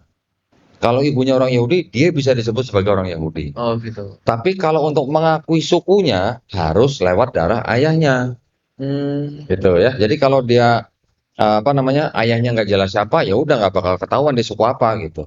Oh. Nah, Yesus di Bible itu diceritakan dia bukan anak kandungnya Yusuf kan? Iya. Nah, berarti dia tidak memenuhi syarat harus keturunan Daud. Oh iya. Tuh, oke. Benar. Terus di sini juga Yesus sudah dikatakan sudah menebus dosa dengan cara mati di atas kayu salib, sudah pergi. Nanti akan datang lagi. Juga tidak sama dengan standar ini, gitu kan? Jadi standarnya orang Kristen untuk konsep Mesias itu berbeda dengan standarnya Yahudi. Mesias di agama Yahudi. Itulah makanya orang-orang Yahudi tidak mengakui dan tidak menerima Nabi Isa sebagai Al-Masih. Itu ya perbedaannya ya. Ini sangat-sangat mendasar. Ini kita hanya membandingkan antara Yahudi, Kristen dan Islam. Tapi di dalam Islam saya yakin Bapak Ibu sudah tahu semua lah, istilahnya sudah akrab gitu ya dengan hal-hal seperti ini. Cuman yang belum tahu tadi mungkin yang saya sebutkan dari kitab Yahudi. Yang belum tahu nanti saya tambahkan dari kitab Kristen. Dengan konsep ketuhanan berbeda, konsep keselamatan berbeda, konsep Mesiasnya berbeda. Ini kan sudah jelas gitu loh, ya. Apakah bisa yang ini disebut sebagai agama yang monoteis? Monoteis. Jadi sebenarnya Kristen itu mengadopsi ajaran Helenisme dari Yunani. Kalau mau dikatakan politeis, berarti Kristen itu adalah gabungan atau percampuran monoteismenya Yahudi dengan politeismenya Yunani. Nah, kalau monoteis digabungkan dengan politeis, jadi apa, Bu? Monoteis digabungkan dengan politeis, monopoli jadi. Monopoli. Wah, lah ini bahaya monopoli ini. No. Ya, ada seorang bapak gereja namanya Santo Gregory Nisa di abad keempat. Dia mengakui bahwa Kristen itu adalah perpaduan antara monoteismenya Yudaisme dengan politeismenya Yunani. Ya, itu yang namanya dengan apa ya? Dikatakan istilahnya bisa disebut sinkretisme. Sinkretisme. Ya, ya. Jadi itulah yang terjadi karena memang orang-orang Yahudi yang menciptakan Kristen itu memang sedang berada pada zaman era Helenisme. Iya. Ya, Helenisme ada yang tahu, Bu? Ada yang tahu, Bu? Helenisme? Bapak-bapak ada yang tahu Helenisme? Yunani kuno. Yunani kuno. Kalau ibu-ibu ditanya Helenisme nggak tahu. Kalau saya tanya, Bu, tahu Hermes, Bu? Hermes tahu Hermes? Hah? Apa itu? Tahu, langsung tahu kan? Hermes itu nama anak daripada Dewa Zeus. Nah, anak Dewa Zeus. Diambil dari nama anaknya Dewa Zeus. Dewa Zeus itu dari Yunani. Kalau bapak-bapak saya tanya Dewa Zeus tahu? Tahu ya Pak ya? Siapa yang tahu Dewa Zeus? Ada yang pernah kenalan mungkin? Enggak, ada yang mungkin main judi online enggak? Oh, judi Enggak, online. loh. Wah, Jangan sampai ya, jangan bahaya sampai ya. itu. Nah, itu bahaya. Nama-nama itu memang masih dipakai pada zaman sekarang. Ya, Dewa Zeus itu adalah dianggap sebagai dewa paling tinggi, punya anak dari dewi lain, anaknya namanya Hermes. Nanti ada lagi punya anak dari manusia, ada yang namanya Hercules. Nah, Hercules pasti tahu ya. Hercules.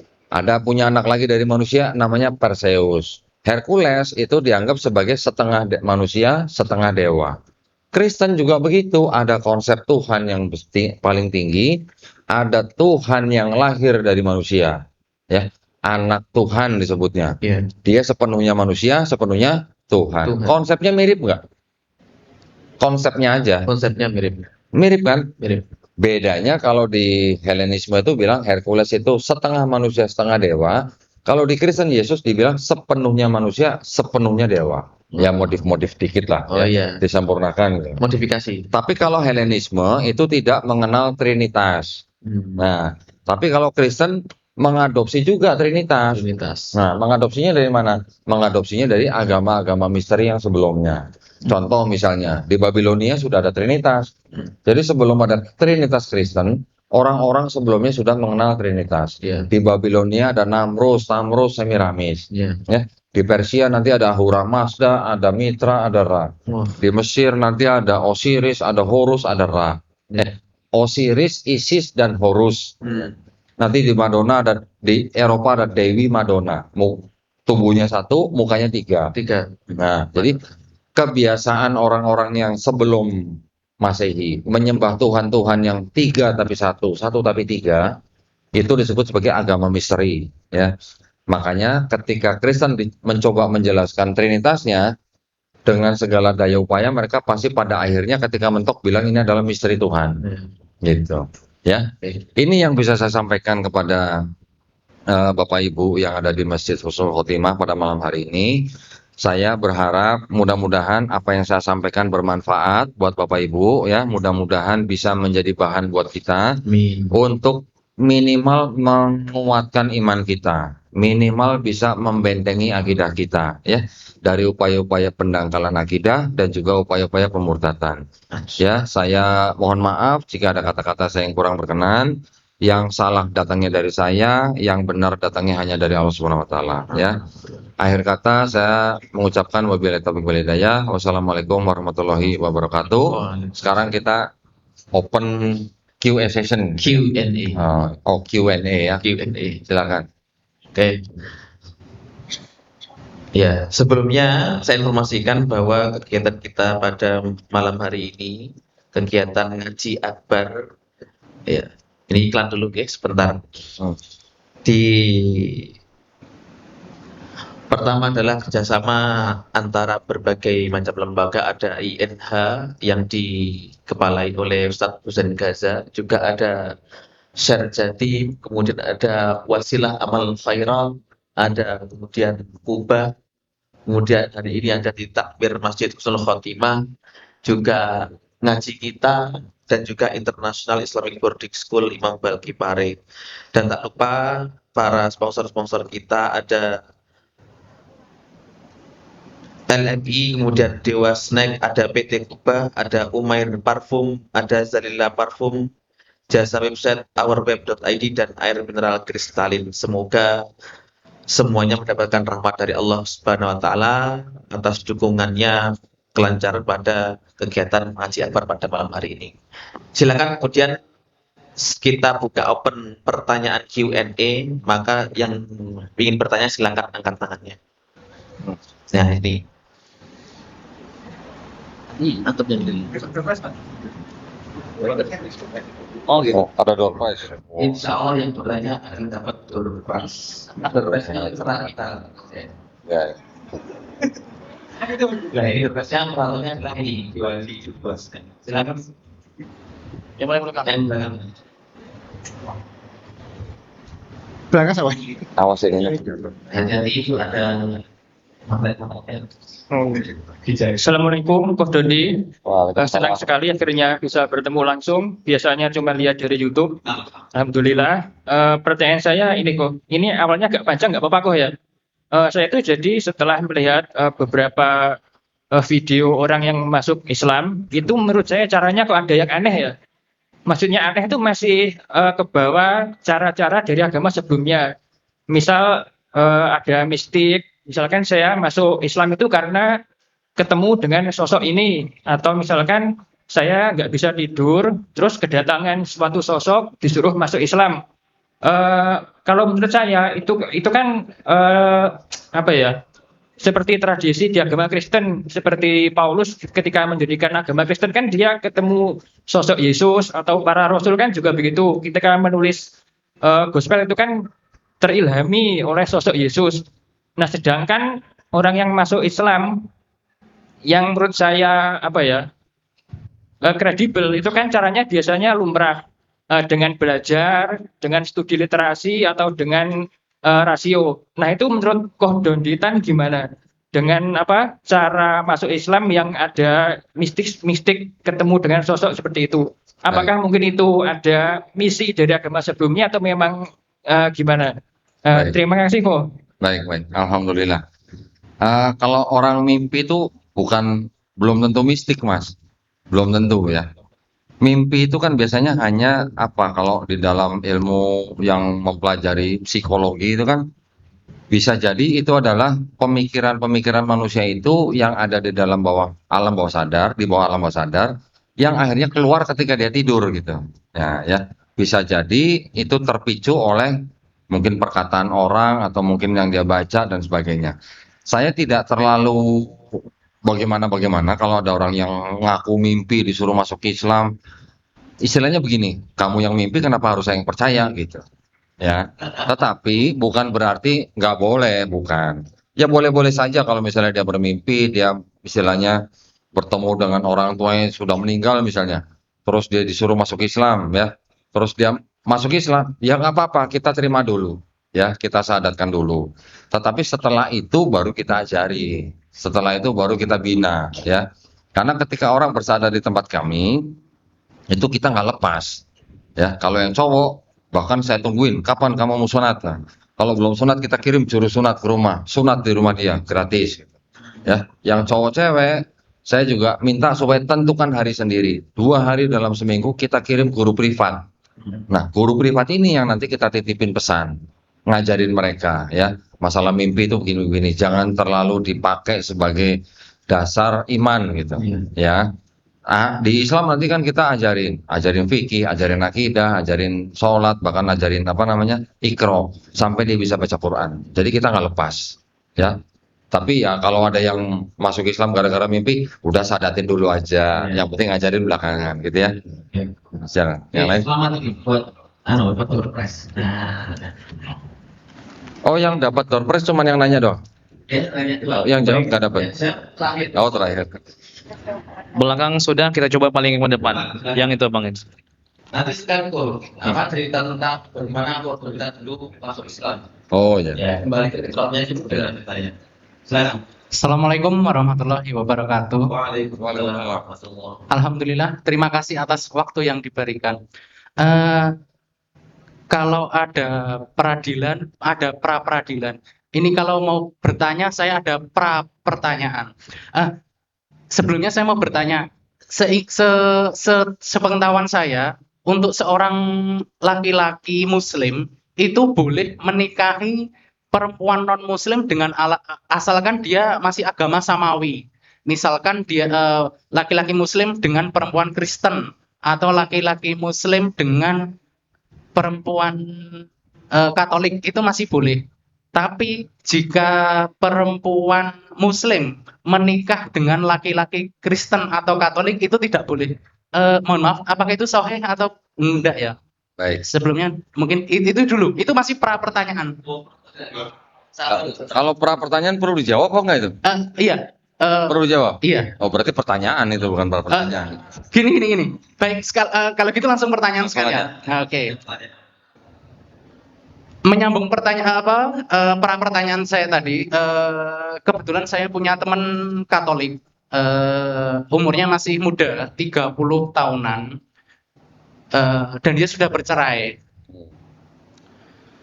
Kalau ngopi-ngopi itu dia sering bilang, "Bas, kalau punya perempuan Muslim, teman Muslim, mbok ya dikenalin ke saya," gitu. Lah beda server, lah engko piye ya? Terus dia bilang, di agama Katolik saya, jika saya sudah bercerai, maka saya tidak bisa menikah lagi. Jadi satu-satunya cara agar saya bisa menikah lagi, saya harus menikah dengan perempuan selain agama Katolik. Loh, lah berarti nanti kamu pindah agama dong. Lah ya gimana lagi? Lah saya harus nikah. Sedangkan di agama Katolik saya tidak boleh menikah lagi jika saya sudah bercerai. Oh. Kembali lagi ke pertanyaan saya tadi. Lah, nanti sedangkan perempuan Muslim itu tidak boleh menikah dengan apa namanya non apa. Baik, saya udah paham maksudnya. Oke, baik. Oke, mungkin segitu aja. Terima kasih. Assalamualaikum warahmatullahi wabarakatuh. Baik, kita kan sering membaca ahlul kitab di dalam Quran ya, betul kan? Yang disebut dengan ahlul kitab itu siapa? Kira-kira tahu? Ahlul kitab itu siapa di dalam Quran? Konteksnya itu siapa? Bani Israel, betul kan? Namanya ahlul kitab, artinya orang-orang atau bani yang pernah diberikan kitab-kitab. Itu definisinya dulu ya. Kemudian kalau kita bertanya lebih lanjut lagi, apakah orang Kristen dan Katolik itu termasuk ahlul kitab? Nah, ini yang harus cari tahu nih. Ya, saya juga coba cari tahu masalah ini. Berarti kalau yang disebut dengan ahlul kitab itu orang-orang yang harus berasal dari Bani Israel. Itu syarat utamanya. Ya. Nah, boleh ditanya kalau temennya misalnya yang mau menikah dengan orang Kristen Protestan, tanya, kamu keturunan Israel bukan gitu? Kristen lo ya, bukan orang Yahudinya lo ya. Protestan atau Katolik tanya, kamu keturunan bangsa Israel bukan? Nah kalau bukan, berarti kamu bukan yang dimaksud ahlul kitab dalam Quran gitu. Ya. Lagi pula, kalau yang memang gini, ini masih ada perbedaan pandangan ya, masih ada perbedaan pandangan di antara ulama-ulama dalam Islam. Masih ada yang mengatakan bahwa boleh menikah dengan orang Kristen. Saya mengikuti pandangan atau pendapat yang tidak boleh, ya, karena buat saya orang Kristen itu bukan ahlul kitab yang dimaksud oleh Quran. Karena orang Kristen, apalagi yang di Indonesia, itu bukan keturunan Bani Israel. Ya. Lagi pula, coba dibaca Quran surat Al-Baqarah ayat 221. Betul kan? Situ udah jelas kok. Gitu. Nah, jadi kenapa harus cari yang belum Muslim gitu ya? Kenapa harus cari yang belum Muslim? Kalau yang Muslim aja banyak gitu. Lebih baik orang beriman nggak bawa kita ke jalan yang sesat gitu loh. Mending kalau kita bawa orang yang belum Muslim itu ke Islam. Kalau kita keseret gimana? Nah, kenapa harus mengambil resiko? Ya, tetapi yang penting kita harus pahami ahlul kitab itu siapa dan apakah Kristen dan Katolik itu ahlul kitab. Itu dulu yang penting ya. Dan juga di Quran sudah jelas tadi ya. Baik, mudah-mudahan menjawab pertanyaan ya. Silakan yang lain. Nah, dapat langsung tiba ngobrol. Silakan, mungkin yang Ahmad ada pertanyaan. Kalau ini kan sudah itu. Nah,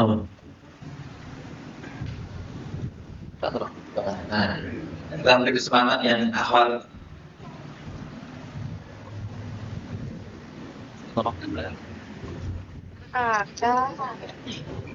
Terima kasih waktunya. Kok Doni tadi dijelaskan bahwa Assalamualaikum warahmatullahi Waalaikumsalam. Tadi dijelaskan bahwa Paulus itu mengubah ajaran dari yang disampaikan dari Yesus. Nabi Isa alaihissalam. Nah, yang ingin saya tahu adalah apa sih sebenarnya modus dari Pak Paulus ini mengubah ajaran itu. Nah, seperti yang ingin saya ketahui. Terima kasih. Baik. Ya. Pak Paulus sama Om Paulus? Yang Paulus Ya. Yang namanya Paulus ini Bu, ya, di dalam kitab Kristen sendiri diceritakan dia sebenarnya juga orang Yahudi Bu, ya. Tapi dia Yahudinya Yahudi blasteran gitu Bu. Jadi bapaknya orang Yahudi dari suku Benyamin, ibunya dari Tarsus Yunani. Nah, kalau ibu, saya tanya ibu nih, kalau seorang anak besarnya biasanya pegang siapa Bu? Ibunya atau bapaknya? Seorang anak kecil biasanya tumbuh besarnya bersama ibu atau bersama ayah? Lebih banyak sama ibunya. Nah, ibunya Paulus itu orang Yunani. Ya. Walaupun besarnya dia mengaku dia belajar dengan Gamaliel, seorang ahli Taurat yang sangat populer. Terus Paulus juga mengaku bahwa dia adalah seorang pelaku Taurat yang tanpa cacat. Ya, tetapi dia membuat ide-ide baru. Ide-ide barunya Paulus adalah Satu tadi ada dosa waris, ya. Jadi kalau bicara kenapa dia melakukan hal tersebut, ya sudah pasti itu ada pengaruh daripada kebudayaan Yunani dan Romawi. Orang Romawi suruh sunat, mana mau bu? Gitu, ya. Orang Romawi suruh nggak makan babi, mana mau? Mereka makanan favoritnya babi gitu. Tiba-tiba disuruh stop makan babi, wah, ntar dulu gitu. Jadi kemungkinan besar yaitu memang karena pengaruh daripada Helenisme Yunani dan paganismenya Romawi. Gitu ya Bu ya. Nanti ajarannya yang baru itu begini. Karena manusia ini sudah punya dosa, dia sudah punya dosa waris, maka dia hanya perlu ditebus oleh Yesus dengan cara mati di atas kayu salib. Yesus sendiri di dalam kitab 4 Gospel itu bicara, janganlah kamu menyangka aku datang untuk meniadakan hukum Taurat. Ini yang dianggap perkataan Yesus ya Bu ya. Aku datang bukan untuk meniadakan hukum Taurat, tapi aku datang untuk menggenapinya. Ya. Tulis lagi, lebih mudah langit dan bumi hancur daripada satu iota. Satu iota itu huruf terkecil dalam bahasa Ibrani, Bu. Artinya tidak ada hukum Taurat yang paling kecil yang dibuang. Artinya Yesus tidak menghilangkan hukum Taurat, ya, tidak membatalkan. Tetapi Paulus mengatakan, matinya Yesus di atas kayu salib itu sudah membatalkan hukum Taurat. Gitu. Ini Paulus yang ngomong. Padahal kalau disebut hukum Taurat di Perjanjian Lama, yang menurunkan hukum Taurat di sini kan tertuliskan Tuhan yang Maha Esa. Tuhannya Nabi Musa alaihissalam, Tuhannya Nabi Harun alaihissalam, dan Tuhan nabi-nabi yang lain. Yang menurunkan hukum Taurat Allah Subhanahu wa taala atau Tuhan yang Maha Esa, tiba-tiba ada orang yang nggak pernah ngopi bareng Yesus bilang Yesus sudah mati di atas kayu salib, membatalkan hukum Taurat. Itu yang berbeda, Bu. Nah, bahkan sampai karena Yesus sudah membatalkan hukum Taurat, makanya kalian yang bukan orang Yahudi tidak perlu sunat. Paulus bilang begitu ya. Karena kalian bukan karena Yesus sudah membatalkan hukum Taurat, maka kalian yang bukan Yahudi ini boleh makan apa aja. Ya. Sunatnya nggak perlu, makan apa aja silakan, ya. Tauratnya katanya sudah dibatalin, tapi perpuluhannya jalan terus. Gitu. Tahu perpuluhan Bu? Zakat. Ya, zakat tapi bulanan Bu ya, rutin bulanan, bukan tahunan. Kalau kita 2,5% secara umum, kalau di Kristen 10% Bu. Ya, 10% tapi tidak semua gereja memungut, tidak semua gereja. Tapi kebanyakan dari kalangan Protestan memungut perpuluhan. Nah itu perpuluhan.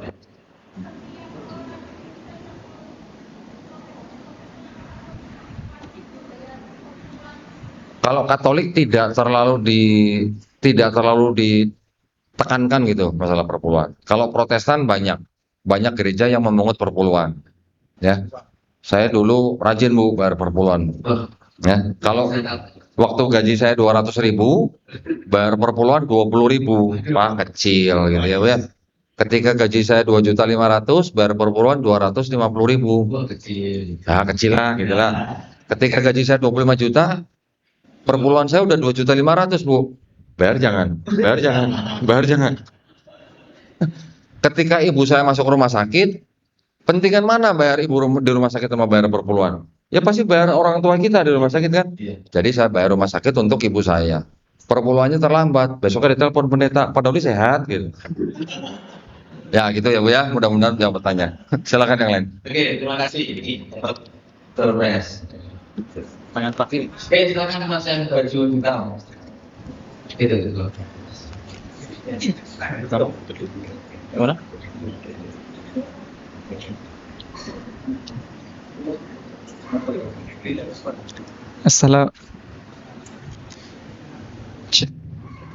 Assalamualaikum warahmatullahi wabarakatuh. Waalaikumsalam. Ya, alhamdulillah. Yang biasanya saya itu nonton Kodondi itu lewat YouTube, alhamdulillah sudah bisa ketemu langsung. Alhamdulillah. Dan kebetulan tak DM kok ya pas di Kediri. Alhamdulillah. Terus ini kok agak panjang itu, nggak apa, agak panjang dikit tapi saya minta tanggapan soalnya. Dipendekin ya, dipendekin. Ya, Disingkat saya aja. berusaha untuk menyingkat. Jadi intinya gini, dulu kan saya juga pernah, maksudnya hampir mirip lah yang di apa namanya di Anuko Dondi dulu. Jadi saya itu waktu nonton videonya Dr. Zakir Naik dan lain-lain itu kan, kok gini ya. Terus saya kan masih gini, alah itu kan orang Islam, jangan-jangan itu cuman bener-benerin dirinya aja gitu loh. Jadi bukan kok objektif. Terus apa namanya akhirnya saya coba berjalan fair lah. Saya pinjam kitab suci teman saya dan lain-lain. Tapi intinya saya ternyata memang ya. Cuman dari proses berjalan tadi, saya tuh justru menemukan gini kok, apa namanya, itu kayak apa ya, umat Islam itu sakit menurut saya.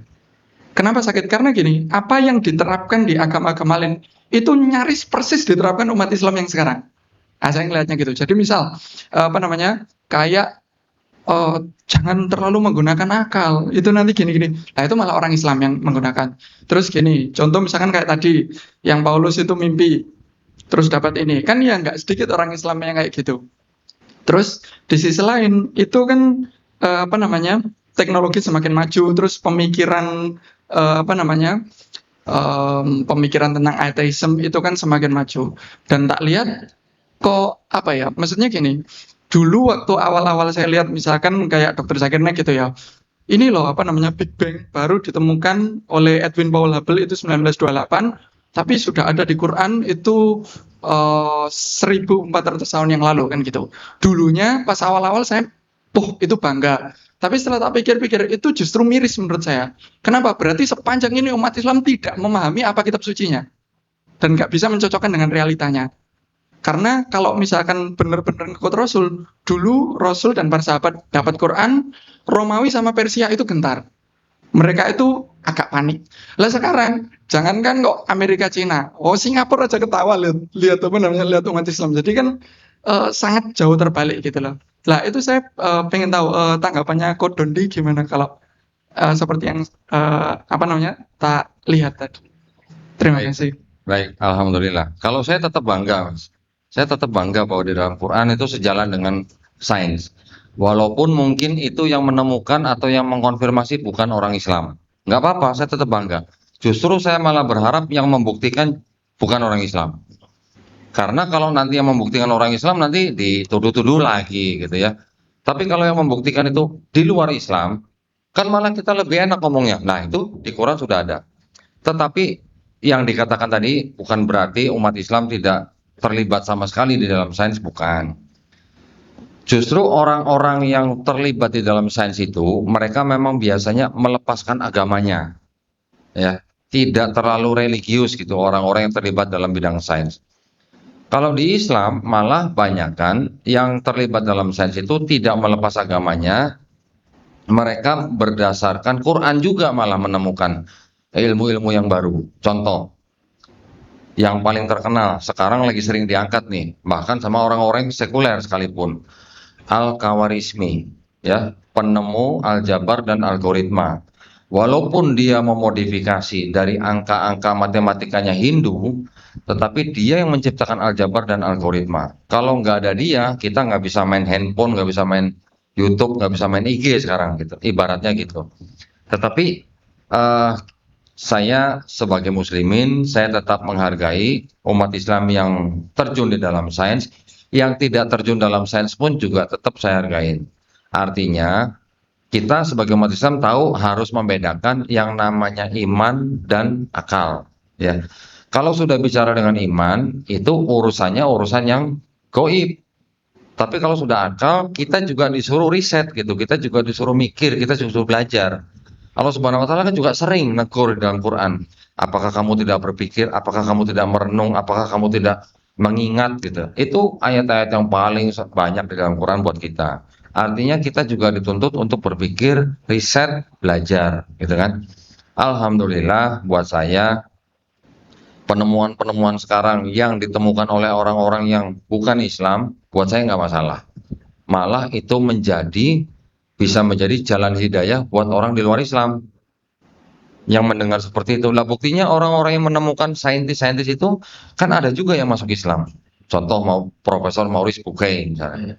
Ya, yang meneliti mayat Firaun. Alhamdulillah dia masuk Islam. Dengan bukunya alhamdulillah bisa menjadi jalan hidayah buat orang lain. Jadi buat saya begini, saya tidak pernah buru-buru mengeluarkan pendapat yang istilahnya dikit-dikit kontroversi, dikit-dikit kontroversi. Nanti dulu, belum tentu itu buruk buat kita, gitu ya. Bisa jadi dalam sebuah kejadian itu pasti Allah sudah tahu ada hikmah apa buat kita. Contoh, kita nanti akan menyaksikan video anak-anak di Gaza, Palestina, ya, yang begitu menderita dan banyak sekali yang kehilangan nyawa. Tetapi apakah Mas tahu gara-gara keadaan di Gaza, Palestina itu sekarang orang di luar Gaza banyak yang masuk Islam? Alhamdulillah. Berarti ada sesuatu kan? Iya. Belum lama ini kita mendengar atau menonton video orang di mana? Swedia atau Belgia yang bakar Quran. Swedia, orang bakar Quran. Umat Islam di seluruh dunia kan marah. Pasti marah, siapa yang nggak marah ya? Tetapi apakah setelah itu nggak ada orang masuk Islam gara-gara orang bakar Quran itu? Ternyata banyak juga. Pemerintah Qatar langsung mencetak Quran dalam bahasa Swedia 100.000, kirim ke Swedia. Siapa yang tahu? Ya, dulu waktu WTC 2001, ya ketika gedung kembar itu runtuh, orang mikir katanya Islam teroris. Tapi setelah kejadian itu ternyata 20.000 sampai 30.000 orang Amerika masuk Islam setiap tahunnya. Alhamdulillah, ya. Di Eropa juga begitu. Jadi kita jangan buru-buru menghakimi atau mengeluarkan pendapat yang mungkin bisa menimbulkan kontroversi. Kita ikuti aja dulu. Kita lihat apa hikmahnya buat kita. Gitu ya. Mudah-mudahan menjawab pertanyaannya. Alhamdulillah. Iya, dapat terus. Nah, ini ada pertanyaan dari penonton TikTok. Oh ya. Ini maaf ya, karena kita juga online ya. Mengapa dalam Al-Quran Allah tidak secara eksplisit menyebutkan lebih banyak rincian tentang kehidupan Nabi Isa atau Yesus, jika dia adalah salah satu Nabi terbesar dalam Islam? Jawabannya gini, karena Al-Quran bukan buku sejarah. Bukan. Al-Quran juga bukan buku silsilah. Ada nggak silsilah di Quran? Ya. Al-Quran juga bukan buku catatan sipil. Oh iya. Nah, Dukcapil bukan. Jadi bukan yang apa ya? Al-Quran itu kalamullah atau firman Allah SWT yang diturunkan kepada semua manusia, tapi dengan gaya. Gayanya ini gaya menceritakan nabi-nabi yang diutus sebelum Nabi Muhammad SAW, menggunakan kisah-kisah itu sebagai pengingat, sebagai peringatan buat kita gitu loh ya. Kisah nabi-nabi yang diceritakan dalam Quran itu digunakan sebagai alat untuk kita berpikir gitu loh. Jadi kalau Quran itu bukan buku sains. Sains itu ilmu pengetahuan ya. Quran bukan buku sains ilmu pengetahuan, tapi Quran itu buku sains. SIGNS, tanda-tanda, maksudnya begitu, ya. Jadi kalau nanti ada lagi teman-teman Kristen ada yang nanya, kenapa di Quran tidak ada nama istri Nabi Adam? Nah, kenapa? Coba, Anda bisa jawab? Karena belum sejarah. Nah, iya. Nanti kalau sebenarnya terbelinya seberapa? Nah iya makanya. Jadi saya jawabnya enteng-enteng aja. Iya. Sekarang kenapa kalian minta di Quran harus ada nama Nabi Adam alaihissalam? Saya tanya balik, di Bible kamu ada nggak nama istri Nabi Lut alaihissalam?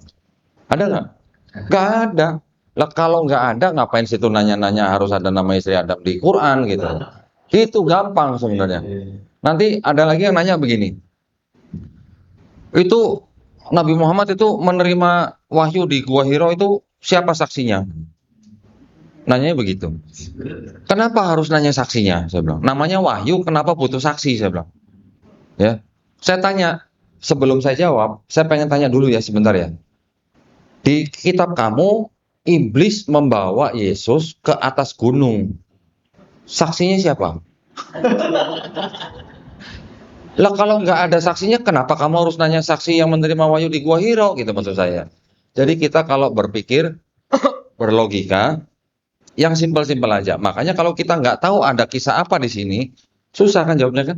Nah, tapi karena saya tahu, saya tinggal lempar-lempar aja apa yang ada di sini. Karena banyak yang memang kondisinya tuh mirip gitu. Jadi mereka memang menggunakan standar ganda ketika mencoba menyerang Islam. Gitu. Ini mohon maaf ya, mohon maaf. Nabi kita dituduh pedofil. Ada yang tahu pedofil? Nauzubillah mujalik ya. Pedofil itu kan baru ada istilah itu baru di abad ke-19. Ya, baru di tahun 18-an 30-an kalau nggak salah. Itu standar ilmu psikologi yang mendefinisikan orang yang sakit jiwa. Orang sakit jiwa, dia senangnya dengan anak kecil, dan orang sakit jiwa itu punya ciri-ciri tertentu gitu. Ciri-cirinya apa? Salah satunya pendek misalnya. Ya, macam-macam. Itu ada bukunya seperti itu. Nabi kita dituduh pedofil karena ada hadis di dalam Sahih Bukhari yang menceritakan bahwa Nabi menikahi Aisyah ketika berusia 6 tahun dan berumah tangga ketika berusia 9 tahun. Aisyahnya maksudnya, ya.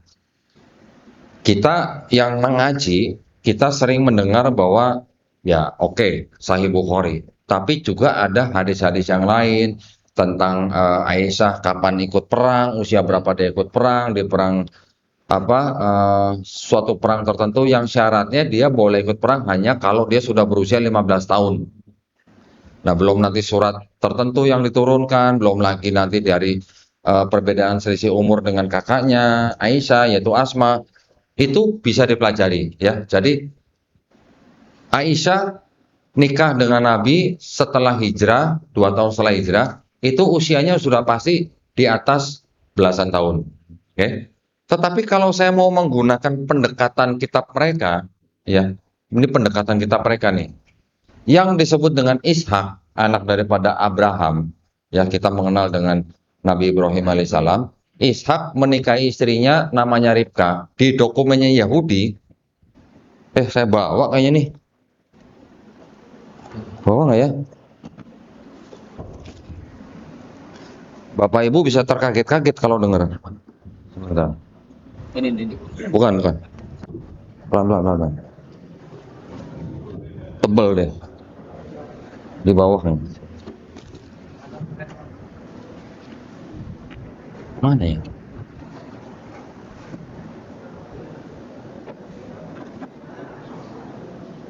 Oh, nggak dibawa ya?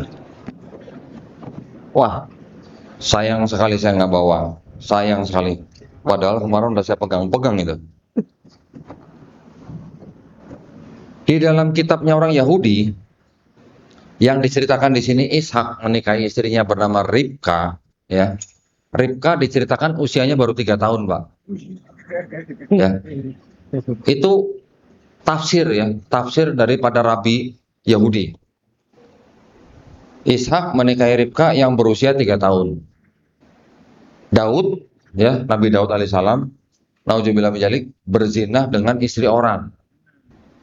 Ya, usianya baru 7 sampai 9 tahun. Namanya Betseba. Istri panglima tentaranya sendiri. Ya, udah gitu panglima tentaranya setelah istrinya itu ditiduri oleh Daud, suaminya disuruh perang di posisi yang paling depan biar cepat mati gitu. Setelah mati baru istri dinikahi. Ini yang diceritakan di sini nih Nabi Daud. Belum lagi nanti yang namanya Maria, ibu Yesus, ya. Hamil ketika usianya 12 sampai 14 tahun. Apakah kita orang Islam berani bertanya, apakah Ishak itu pedofil, apakah Daud itu pedofil, apakah yang dikatakan Tuhan menghamili Maria usia 12 tahun itu pedofil? Kan nggak mungkin gitu loh, ya. Di Quran kita membaca nabi-nabi adalah orang-orang yang mulia, orang-orang yang maksum gitu. Nggak mungkin. Kalau saya tanyakan begitu, kalian mau menyebut nabi kami pedofil, kalian berani sebut nggak Ishak pedofil yang menikahi Ribka 3 tahun? Mana nggak tertulis? Saya tunjukkan kitab Yahudi. Diem. Kalian berani nggak menyebut Daud pedofil yang berzina dengan istri orang 7 tahun? Saya bilang. Jangan. Jadi mereka memang menggunakan standar ganda, ya, hanya untuk menyerang Islam. Ada hadis seperti itu, langsung dibilang Nabi kita pedofil. Nauzubillah min dzalik. Nah, kalau kita nggak tahu ilmu-ilmu seperti ini, kita nggak tahu kitab mereka, kita nggak tahu kitab Yahudi, gimana jawabnya, Pak? Kan repot jawabnya, gitu, ya. Mudah-mudahan menjawab pertanyaan ya, insya Allah. Lahir itu satu lagi. Nah, ini aja yang baju orange yang belakang. Tapi nggak ada tugas ya, maaf ya. Sudah ada tugasnya. Mau saya kasih ambil tapi nanti ya di minum kok ini. Oke, terakhir ya. Siap. Berapa beli lima? Karena beliau harus persekarang nanti. Assalamualaikum warahmatullahi wabarakatuh. Waalaikumsalam warahmatullahi wabarakatuh. Selamat malam Ko Dodi, selamat malam semuanya. Oh, malam. Saya ada pertanyaan. Pertanyaan saya ada 4 kok. Kalau misalkan bisa dijawab semuanya, saya. Waduh, banyak bener. Tapi pendek-pendek kok. Oh iya. Ya. Untuk yang pertama, pertanyaan saya, apakah bisa menyanggah surat Yohanes pasal 14 ayat 4 yang berbunyi, koreksi kalau saya salah, akulah jalan kebenaran dan kehidupan. 14 ayat 6 itu Mas, bukan 14 ayat 4. Iya, iya, yang pokoknya yang isinya akulah jalan kebenaran Ya. dan kehidupan. Tidak ada yang sampai ke Bapa kalau tidak melalui aku. Dan juga ayat yang berbunyi, aku dan Bapa adalah satu. Oke, Nah, itu kalau misalkan ada sanggahannya, saya mohon bantuannya kok. baik. Satu-satu ya jawabnya ya. Ya, siap, Pak. Yohanes 14 ayat 6. Kalau dikatakan dianggap itu perkataan Yesus, akulah jalan dan kebenaran dan hidup.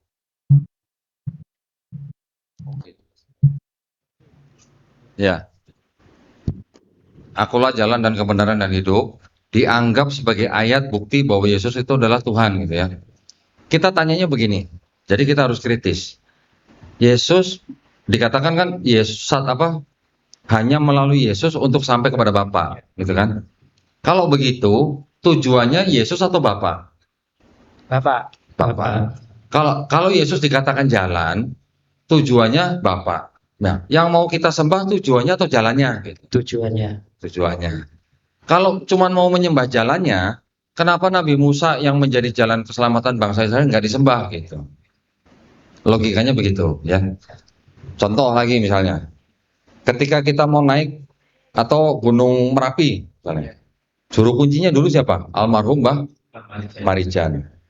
Boleh nggak Mama Marijan bilang, akulah jalan sampai ke puncak gunung, waktu dia masih hidup. Kalau nggak melalui dia nggak sampai puncak gunung, boleh nggak? Ya boleh, konteksnya sama sebenarnya. Ini kok mendengung. Konteksnya sama Mas, gitu ya. Jadi kalau dikatakan akulah jalan, ya cuma jalan. Tapi tujuannya kan ada lagi, tujuannya kan Bapa, gitu. Itu kalau dilihat pendekatan dari logika. Kalau melihat pendekatan dari konteks agama lain atau kepercayaan yang lain, Dewa Mitra nih juga disebut sebagai the way, the truth, and the life. The light, the Son of God, the Good Shepherd. Yang nulis malah orang Katolik. Itu kepercayaan orang-orang sebelum ada Yesus. Apa mau disamakan dengan Dewa Mitra? Gitu. Saya ada bukunya, cuma saya nggak bawa. Ya. Jadi kalau cuma jalan, itu tidak membuktikan bahwa Yesus adalah Tuhan. Semua nabi-nabi ya jalan, gitu. Ya. Ya, untuk menyanggahnya kok maksud saya. Yaitu, Ya. salah satunya adalah yang harus disembah adalah tujuannya, bukan jalannya. Kalau cuma menyembah jalan, kenapa nggak sekalian nyembah jalan Jenderal Sudirman gitu? Ya, cukup menjawab ya harusnya ya. Ada referensi itu bahwa Dewa Mitra pun dianggap sebagai the way, the truth, and the life oleh orang-orang sebelum Yesus gitu. Jadi kalau cuma jalan itu udah biasa. Nah umat bangsa Israel ketika zaman Nabi Musa alaihissalam, jalan dan kebenaran dan kehidupannya siapa? Yesus bukan? Bukan. Nah berarti apakah Yesus itu yang satu-satunya jalan untuk semua umat manusia? Ya untuk Bani Israel saja harusnya. Itu nggak masalah sebenarnya ya. Yang kedua mengenai aku dan Bapa adalah satu, Yohanes 10 ayat 30.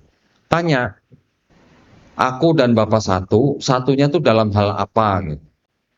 Ayat-ayat sebelumnya mengatakan bahwa Yesus mengatakan aku sudah melakukan apa yang kau perintahkan. Aku sudah melakukan pekerjaan-pekerjaan yang kau perintahkan. Berarti Yesus sudah melakukan perintah Bapa untuk melakukan pekerjaan untuk Bani Israel. Berarti ada kesatuan nih memang nih. Kesatuannya kesatuan apa? Kesatuan tujuan. Kalau orang Kristen mengambil ayat itu secara literal dengan mengatakan tuh Yesus aku dan Bapa adalah satu, makanya Yesus itu adalah Tuhan. Lah kalau satu, kenapa Yesus di atas kayu salib teriaknya Eli Eli lama sabachthani? Satunya di mana? Ya, satu jawabannya bisa begitu. Yang kedua, buka Yohanes pasal 17 ayat 20 sampai 23. Di situ Yesus diceritakan berdoa untuk murid-muridnya supaya menjadi satu dengan Yesus, sama seperti Yesus satu dengan Bapa. Kalau orang Kristen menggunakan standar, kalau Yesus berkata aku dan Bapa adalah satu adalah bukti sebagai Yesus sebagai Tuhan, berarti murid-murid Yesus yang 12 juga harus dijadikan Tuhan gitu. Berarti Tuhan ada berapa? Ada 15 gitu. 12 tambah Trinitas 3 jadi 15. Nah, begitu. Jadi Yohanes 17 ayat 20 sampai 23. Silakan dicatat. Itu bisa dipakai untuk menyanggah, ya. Siap. Cukup atau Ada satu lagi kok. satu lagi? Iya. Apakah ada kaitannya Yesus Kristus dengan Melkisedek? Nah, ada sebagian Kristen yang menganggap bahwa Yesus Kristus itu adalah perwujudan daripada Melkisedek. Tapi itu beberapa waktu yang lalu, belakangan sekarang mereka sudah ditolak pandangan itu ya.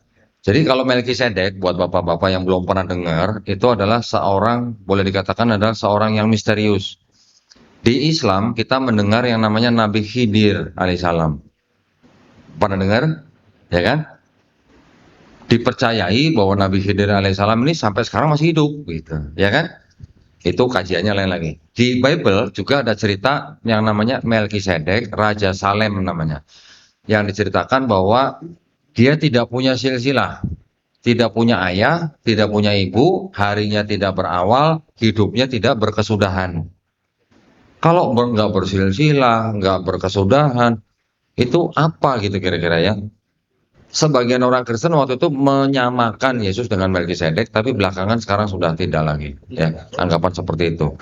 Nah, itu juga bisa dijadikan sebagai argumen bahwa untuk menyanggah Wahyu 1 ayat 8 yang dikatakan aku adalah Alfa dan Omega gitu. Ya, di Wahyu kan banyak dianggap ini perkataan Yesus bahwa Yesus mengatakan aku adalah Alfa dan Omega. Hebatan mana sama Melkisedek gitu Yesusnya gitu. Yesus masih punya ibu gitu. Ya kan? Hidupnya ada awalnya, pernah mati gitu. Melkisedek nggak pernah mati. Hebatan mana gitu aja. Ya, Mas ya. Nanti Melkisedek itu di Ibrani 7 ayat 3 ya. Ya. Mudah-mudahan menjawab pertanyaan ya. Ya, sekian. Terima kasih, Ko Dodi. Assalamualaikum warahmatullahi wabarakatuh. Waalaikumsalam.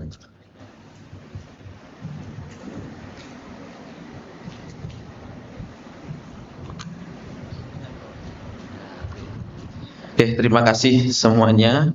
Sudah pertanyaan terakhir tadi. Jadi alhamdulillah mungkin beberapa pertanyaan sudah terjawab oleh Koh Donitan.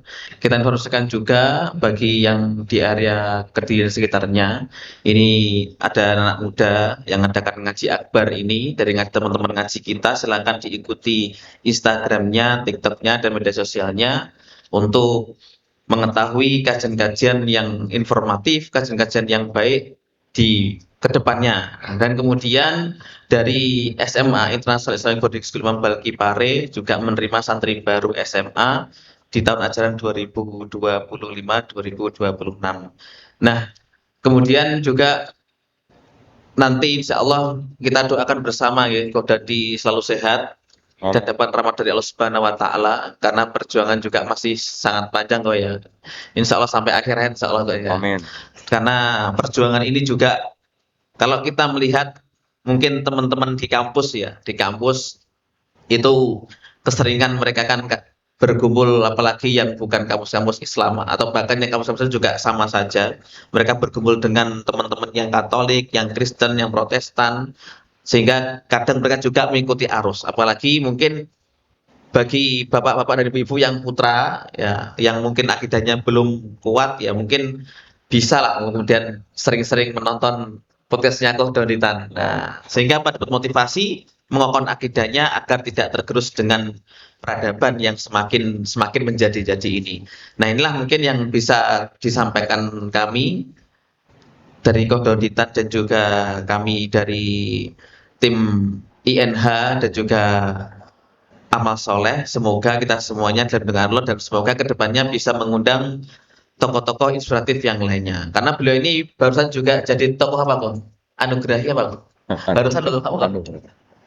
Alhamdulillah, tanggal berapa kemarin? 2 November. Iya, barusan. Dari Ikatan Dai Indonesia, IKADI ya, membuat acara Grand IKADI Awards, penghargaan IKADI. Tiba-tiba saya dihubungi oleh ketua pelaksananya, dia bilang IKADI memberikan penghargaan kepada saya sebagai apologet muslim terfavorit gitu. 2024. Saya ngomongnya pakai bahasa Sunda jadi terfavorit gitu. Terfavorit. Ya alhamdulillah, saya mengucapkan banyak syukur bahwa organisasi sebesar IKADI memberikan penghargaan kepada saya yang buat saya sebegitu tingginya ya. Jadi buat kami itu adalah sebagai pemicu. Saya tidak pernah berpikiran untuk mencari penghargaan dari manusia. Yang saya harapkan hanya penghargaan dari yang menciptakan saya, dari Allah Subhanahu wa taala. Tetapi ketika ada orang-orang, sekelompok orang dalam organisasi yang ingin memberikan penghargaan, ya saya terima-terima saja. Sebagai apa? Sebagai cambuk buat saya untuk memperbaiki dakwah saya selama ini. Itu aja ya. Mohon doanya buat Bapak Ibu, buat kami yang di Yayasan Pembina Mu'allafat Tauhid ini. Perjuangan kami masih sangat panjang. Mudah-mudahan kami semuanya istiqomah dan husnul khotimah. Amin. Nah, pesan terakhir kok buat para Bapak Ibu, abang kakak ini yang mungkin motivasi untuk semangat mengikuti kajian-kajian keislaman. Oh ya, pesan terakhir emang saya mau kemana? Lo kan sudah terakhir ini di Kediri kan? Udah terakhir. Ya, insya Allah ya, kita semua ini kan orang-orang yang beruntung. Di dalam Quran juga sudah sering dikatakan orang-orang beriman adalah orang-orang yang beruntung. Jadi ayo kita sebagai orang-orang yang beruntung, kita harus pegang erat selalu iman Islam kita. Ya, jangan sampai lepas, jangan sampai tergelincir hanya gara-gara kenikmatan dunia yang sesaat. Gitu. Hanya gara-gara sembako, hanya gara-gara ya hal-hal yang sifatnya cuma sementara. Hidup kita di dunia ini cuma sementara. Sholat kita di dunia juga cuma sebentar, betul kan? Betul. Sholat cuma sebentar kan? Betul. Ya. Iya. Nanti kalau udah mati juga nggak sholat kan? Oh iya. Ya, insya Allah supaya nanti kita bisa melewati hidup yang sebentar ini dengan segala kebaikan, sehingga ketika kita pulang ke rahmatullah kita sudah bawa bekal yang cukup. Amin. Itu aja ya pesan saya. Saya berpesan kita semuanya berdoa masing-masing supaya kita dijadikan golongan manusia yang mengikuti apa yang sudah diturunkan Allah Subhanahu wa taala melalui Rasulnya. Dan juga kita berdoa semoga kita semua dijadikan golongan manusia yang menyaksikan keesaan Allah Subhanahu wa taala. Ya. Selain juga kita juga pasti semuanya berdoa supaya kita dihindarkan dan dijauhkan dari api dan azab neraka. Amin ya rabbal alamin. Itu saja, terima kasih. Situ aja. Terakhir marilah kita berdoa bersama-sama agar selalu berkah Allah Subhanahu wa taala. A'udzubillahi minasyaitonirrajim. Bismillahirrahmanirrahim. Allahumma shalli wa sallim wa barik ala nabiyyina Muhammad walhamdulillahirabbil alamin. Hamdan syakirin, hamdan na'imin, hamdan yu'afi ni'ama yukafi mazidah. Ya Rabbana lakal hamdu kama yanbaghi li jalali wajhikal karim wa adimi sultanik. Rabbana zalamna anfusana wa illam taghfir lana wa tarhamna lanakunanna minal khasirin. Rabbana hab lana min azwajina wa dhurriyyatina qurrata a'yun waj'al muttaqina imama. Allahumma inna nas'aluka salamatan fid din wa afiyatan fil jasad wa ziyadatan fil ilmi wa barakatan fir rizqi wa taubatan qoblal maut wa rahmatan indal maut wa maghfiratan ba'dal maut. Allahumma hawwin alaina fi sakaratil maut wan najata minan nar wal afwa indal hisab. Rabbana atina fid dunya hasanah wa fil akhirati hasanah wa qina adzaban nar. Wa sallallahu ala Muhammadin nabi ummi wa ala alihi wa sahbihi baraka wa sallam. Subhana rabbika rabbil izzati amma yasifun wa salamun alal mursalin walhamdulillahi rabbil alamin. Barakatin al-Fatihah. A'udzu billahi minasyaitonir rajim.